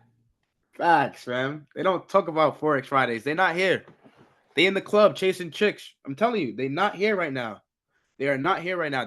I'm telling you, man. I'm so passionate about this stuff, man. I talk to my best friend. Shout out to my best friend, man. I tell my best friend all the time. I'm like, yo, bro, him too. It's something you just come across certain people in your life. You know they're very special, and there's something about this person, and I see it in myself. And the only reason I see it in myself is because I see it in him, and he tells me he sees it in me, and I'm like, wow, damn. All I know is next 10 years, I'm not gonna be the same Deontay. When I'm in my 30s, I ain't gonna be the same dude. I'm gonna be much mature. I'm gonna be sitting on a lot more cash, a lot more investments. I'm gonna be sitting on acres of land. I know other people are not here tonight. You know what are they doing? They probably drinking. They probably smoking. Share this tab instead. There we go. They're probably doing something that they shouldn't be doing to advance their future or secure their future. Everybody wants kids. You know how expensive a family is right now? I know some of the fellas in the chat right now got kids too. Right? Some of you guys are probably a little older than me. And salute to you, you know. I respect my elders all the time. And you guys know how it is. Your future is very important. You guys want kids, you want a girlfriend, you want a wife, you need to invest in your future. And that comes from sacrificing. You can't be in the clubs. You can't be going to the hookah lounge. You can't be chasing all the chicks, bro. You gotta sacrifice. It's time to get this money, bro. The girls are always gonna be there. My dad always told me the girls are always going to be there, bro. Deontay, you better not get no girl pregnant. That's what my dad would tell me. You too young to have no damn kids right now. Excuse my language.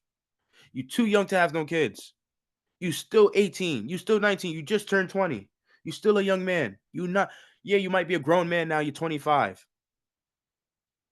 But I'm telling you, he would tell me you're not ready for kids yet. You're not there. You're not mature enough. You don't got the things in place to really provide as much as you would want to. Kind of do. But I ain't there yet to where I want to be in standards, you know? If you want these, you want the finer things in life, bro, you gotta sacrifice, bro. I'm sacrificing my 20s. Oh, I might even sacrifice my 30s, bro. I'm gonna be sacrificing to the day I die. Because it's not about me. I've already been sacrificing. Here's the knowledge for free. Here you go. The same thing. You guys are gonna sacrifice too. There's gonna be sleepless nights where you're gonna study. I remember in my dorm room, I was up from 2 a.m. to 5 a.m. trying to trade London Killzone, trying to figure out how this thing works. And then I was at class for 7 a.m. I'm running across campus just to get to class on time. So my professor is like, yo, Deontay, you late. And I was working out 3 times a day. Monster. Like, there was no excuse. You got one life, guys. One life. The average dude does not live to see 80, 90 years old. The average guy. And we're not even talking about regions across the world globally. I'm talking about the male species, right? If you're a male, the odds of you getting to the age 80 or 90 or even 100 is low. It's the sad reality. Most guys live up into the 70s. That's when all the issues and the health starts to deteriorate. So if you think you got time, ah, you might have time, but you really don't. It's ticking. So get to it. Get to it. That's what I said in the chat the other day. I didn't send anything about the Asian session model. I wanted to see who was actually going to perform.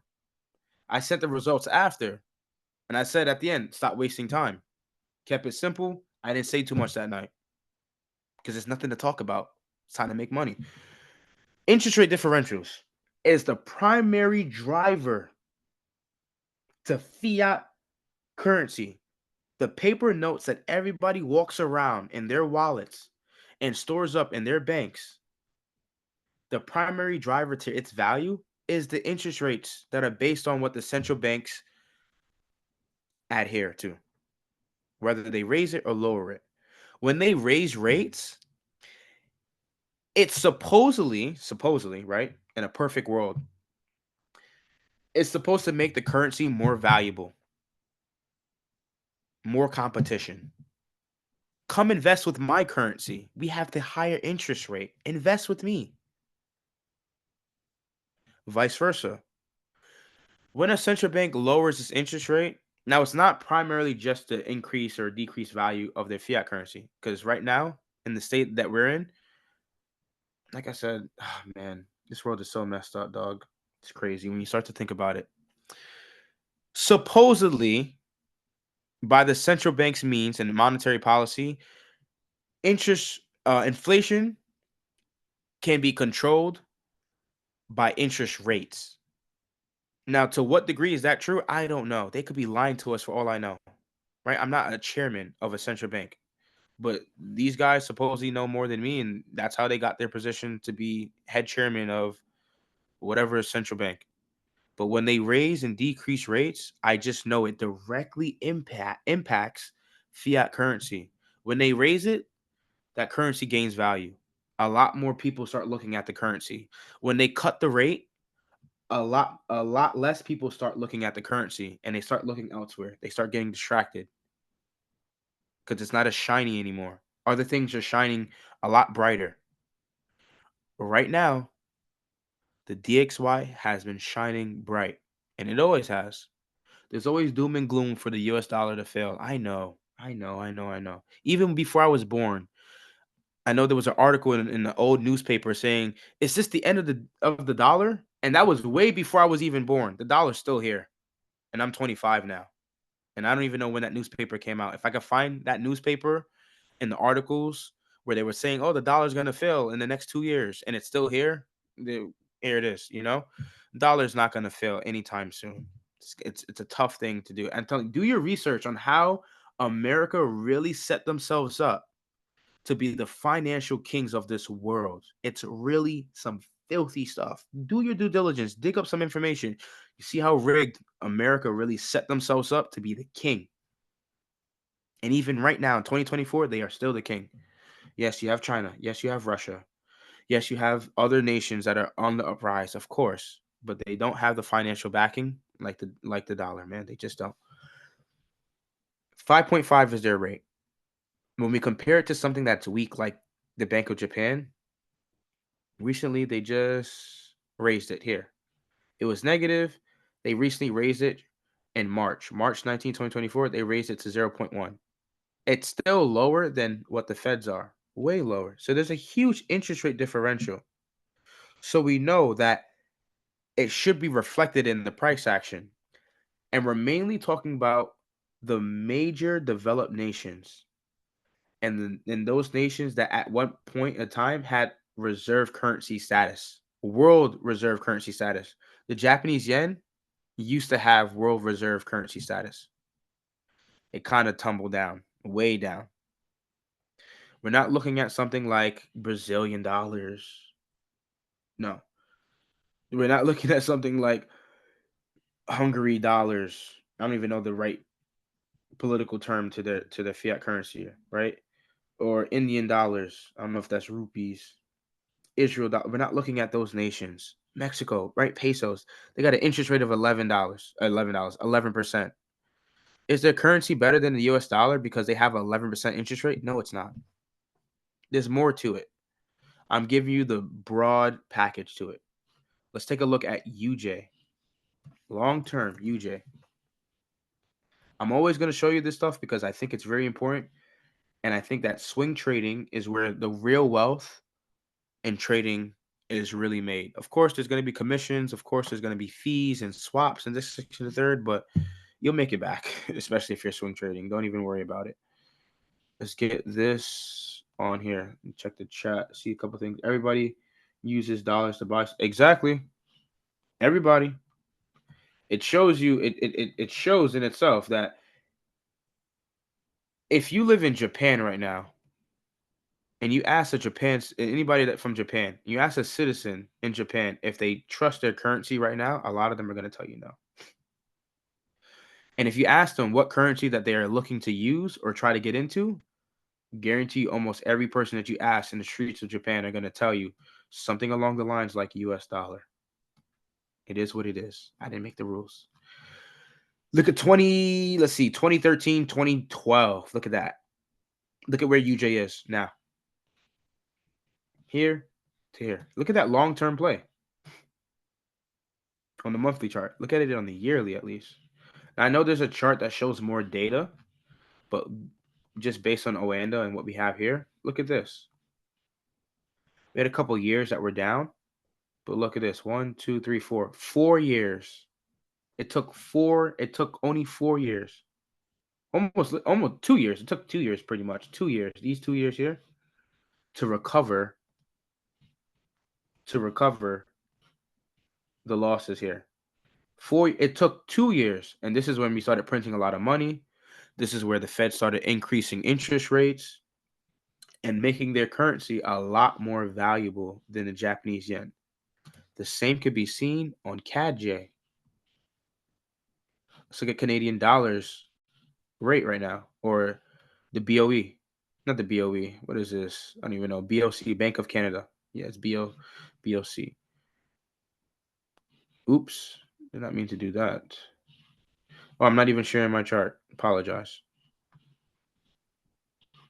CAD-J going up. This is what I was showing here. It took these 2 years here to recover the lost here. All these years were down. There's going to be up months in these years too, of course, and up days. All the data is comprised into the yearly candle. But look at how in one candle here and the next candle here, it just regained all of that. Because of what? Interest rates started going up. The Federal Reserve, Fed chairman, and all his colleagues started increasing and agreeing, saying, you know what? We need to increase rates. Let's do it. We started increasing rates, and then you see UJ skyrocket. Take this as a learning opportunity because history repeats itself.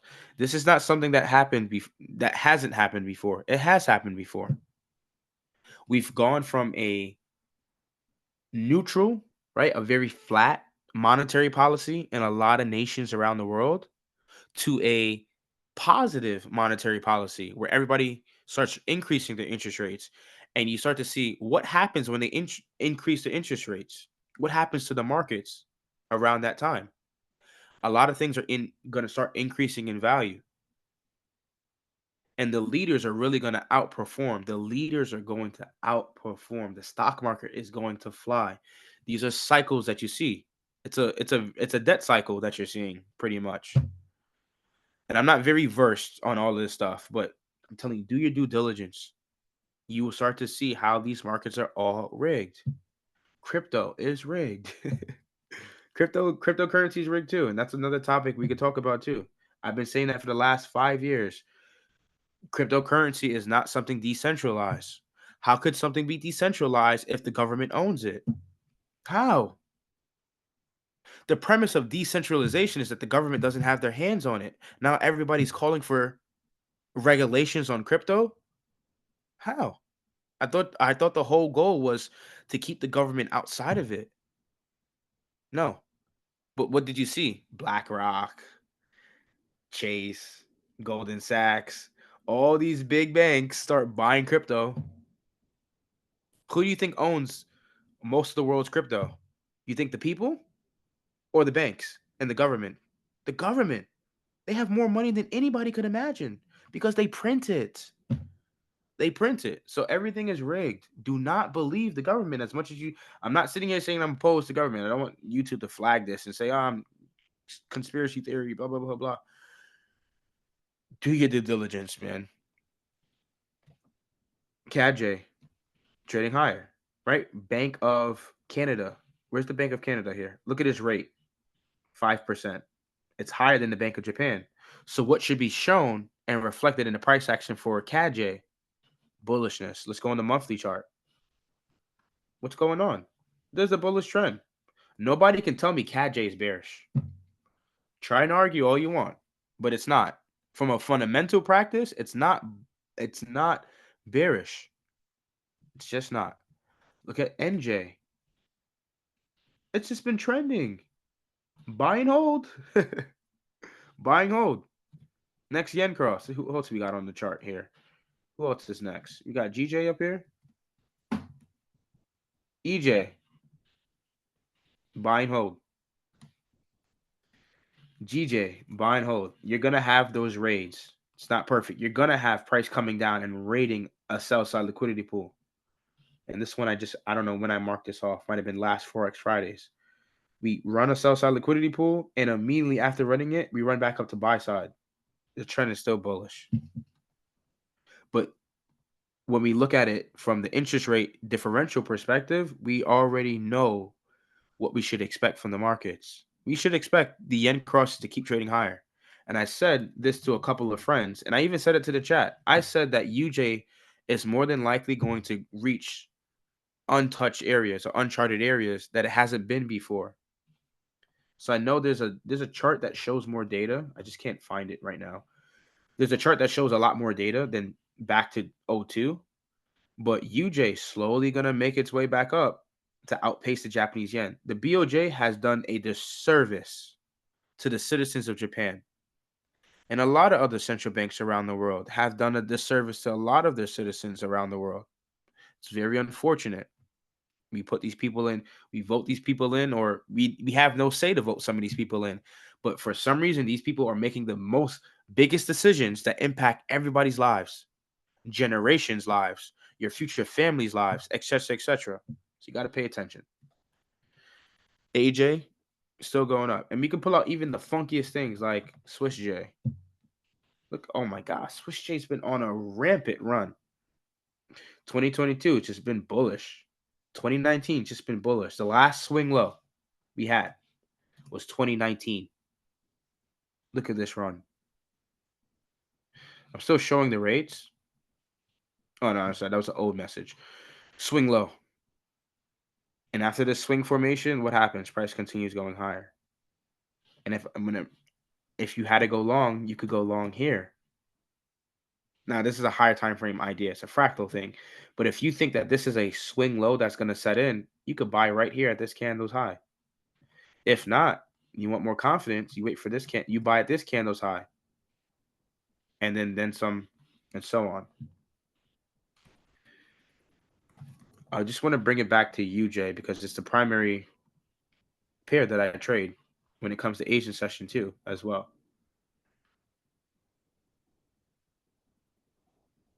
Yep, 100%. They're gonna add up. It's a huge carry trade. A lot of people have been taking advantage of this for a long time. Not a lot of people talk about it, but if you know, you know. Like I know there's tons of people that probably made millions, bro, millions of dollars trading yen crosses over the last couple of years. A lot of central bank traders, more specifically, making bank going long against the yen. Everybody's going long against the yen. Everybody keeps saying that the yen is going to come back. I don't see how the yen will make a comeback. I just don't see it. So that's interest rate differentials. And you can do this every single time you go into a new month. Ask yourself, is the currency pair that I'm about to trade, does it have any type of interest rate differential? Yes or no? If it doesn't, leave it alone. If it does, okay.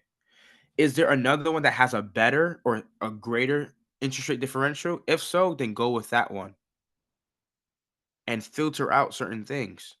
So, for example, let's share this chart. GU. I'm not going to be looking to trade GU for a very long time. You will not see me trade GU. Not at all. NU. Where's NU at? I'm not going to trade New Zealand dollar. Why? Because its rate is basically even with the Federal Reserve. I'm not going to trade NU. Yes, price action still may perform, but the fact that they have two of the same rates, I don't want that. I want something that has a weaker or lower rate like this, like AU. Right? You take these two banks together, what do you get? You get AU as a FX pair. We get AU. What are we trading right now for the month of April? We're trading AU. Same thing, EU. Let's look at the Bank of England. It has a lower rate. We did EU. We did EU last month. And you guys saw how that went. We did US oil, of course, we can't use interest rates for that. We did that at January. But sooner or later, you're gonna see I'm only selecting strong versus weak currencies based on the interest rate differential. That's a main factor for me. I'm not trading GU for a very long time, maybe till they start cutting rates, and then I start to see an interest rate differential. But if I have AU that has a greater interest rate differential, why would I go with GU? I would go with GU maybe because maybe there's a small range cycle last month, let's say. And going into this new month that we're probably trading, we might see a large range cycle. So you start to really weed out which ones would really be the top performers, hypothetically, not guaranteed. Nothing is guaranteed. So hopefully this makes sense. That's pretty much all topics.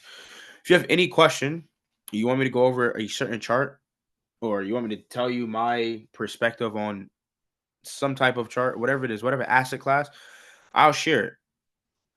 Any questions, just let me know. But yeah, those carry trades, man. Quick Google search, like just type in carry trades. You see how much money people are making off of those yen crosses, man. Making bank, man, making millions.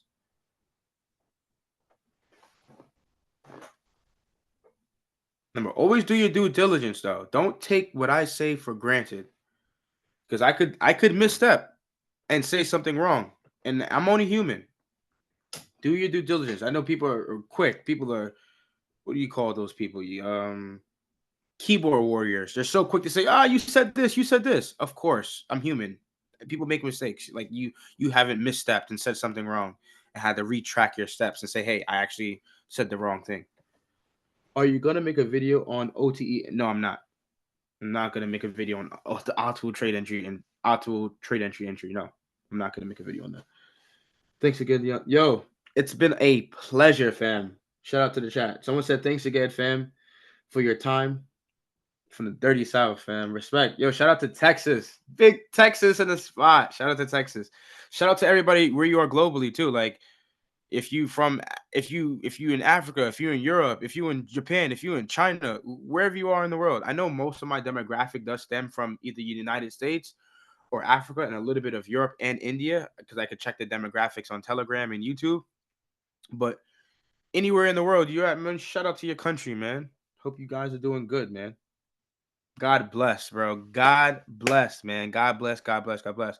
If there's anything you want me to talk about one more time, if something's just unclear, if the models don't make sense, just let me know. We'll take a quick look at that. If not, I'll see you guys Monday. Back to it again, Nothing changes. Nothing changes. We're part of this journey. You guys are part of my journey too. And I'm glad to see that I'm making some impact to the trading community. Slowly but surely. I'm not here to show you no Lamborghini car.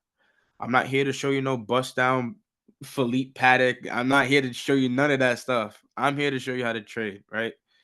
I ain't here to show you, oh, how big the house is or how many rooms we got in. No, bro. Nothing like that. And I don't live in no mansion either, bro. Live in a small little house. Nothing crazy, man. Got to live below your means. Yeah, I'm tired, man. Thank you. I'm about to get some rest. My brothers, it's been a pleasure. Love.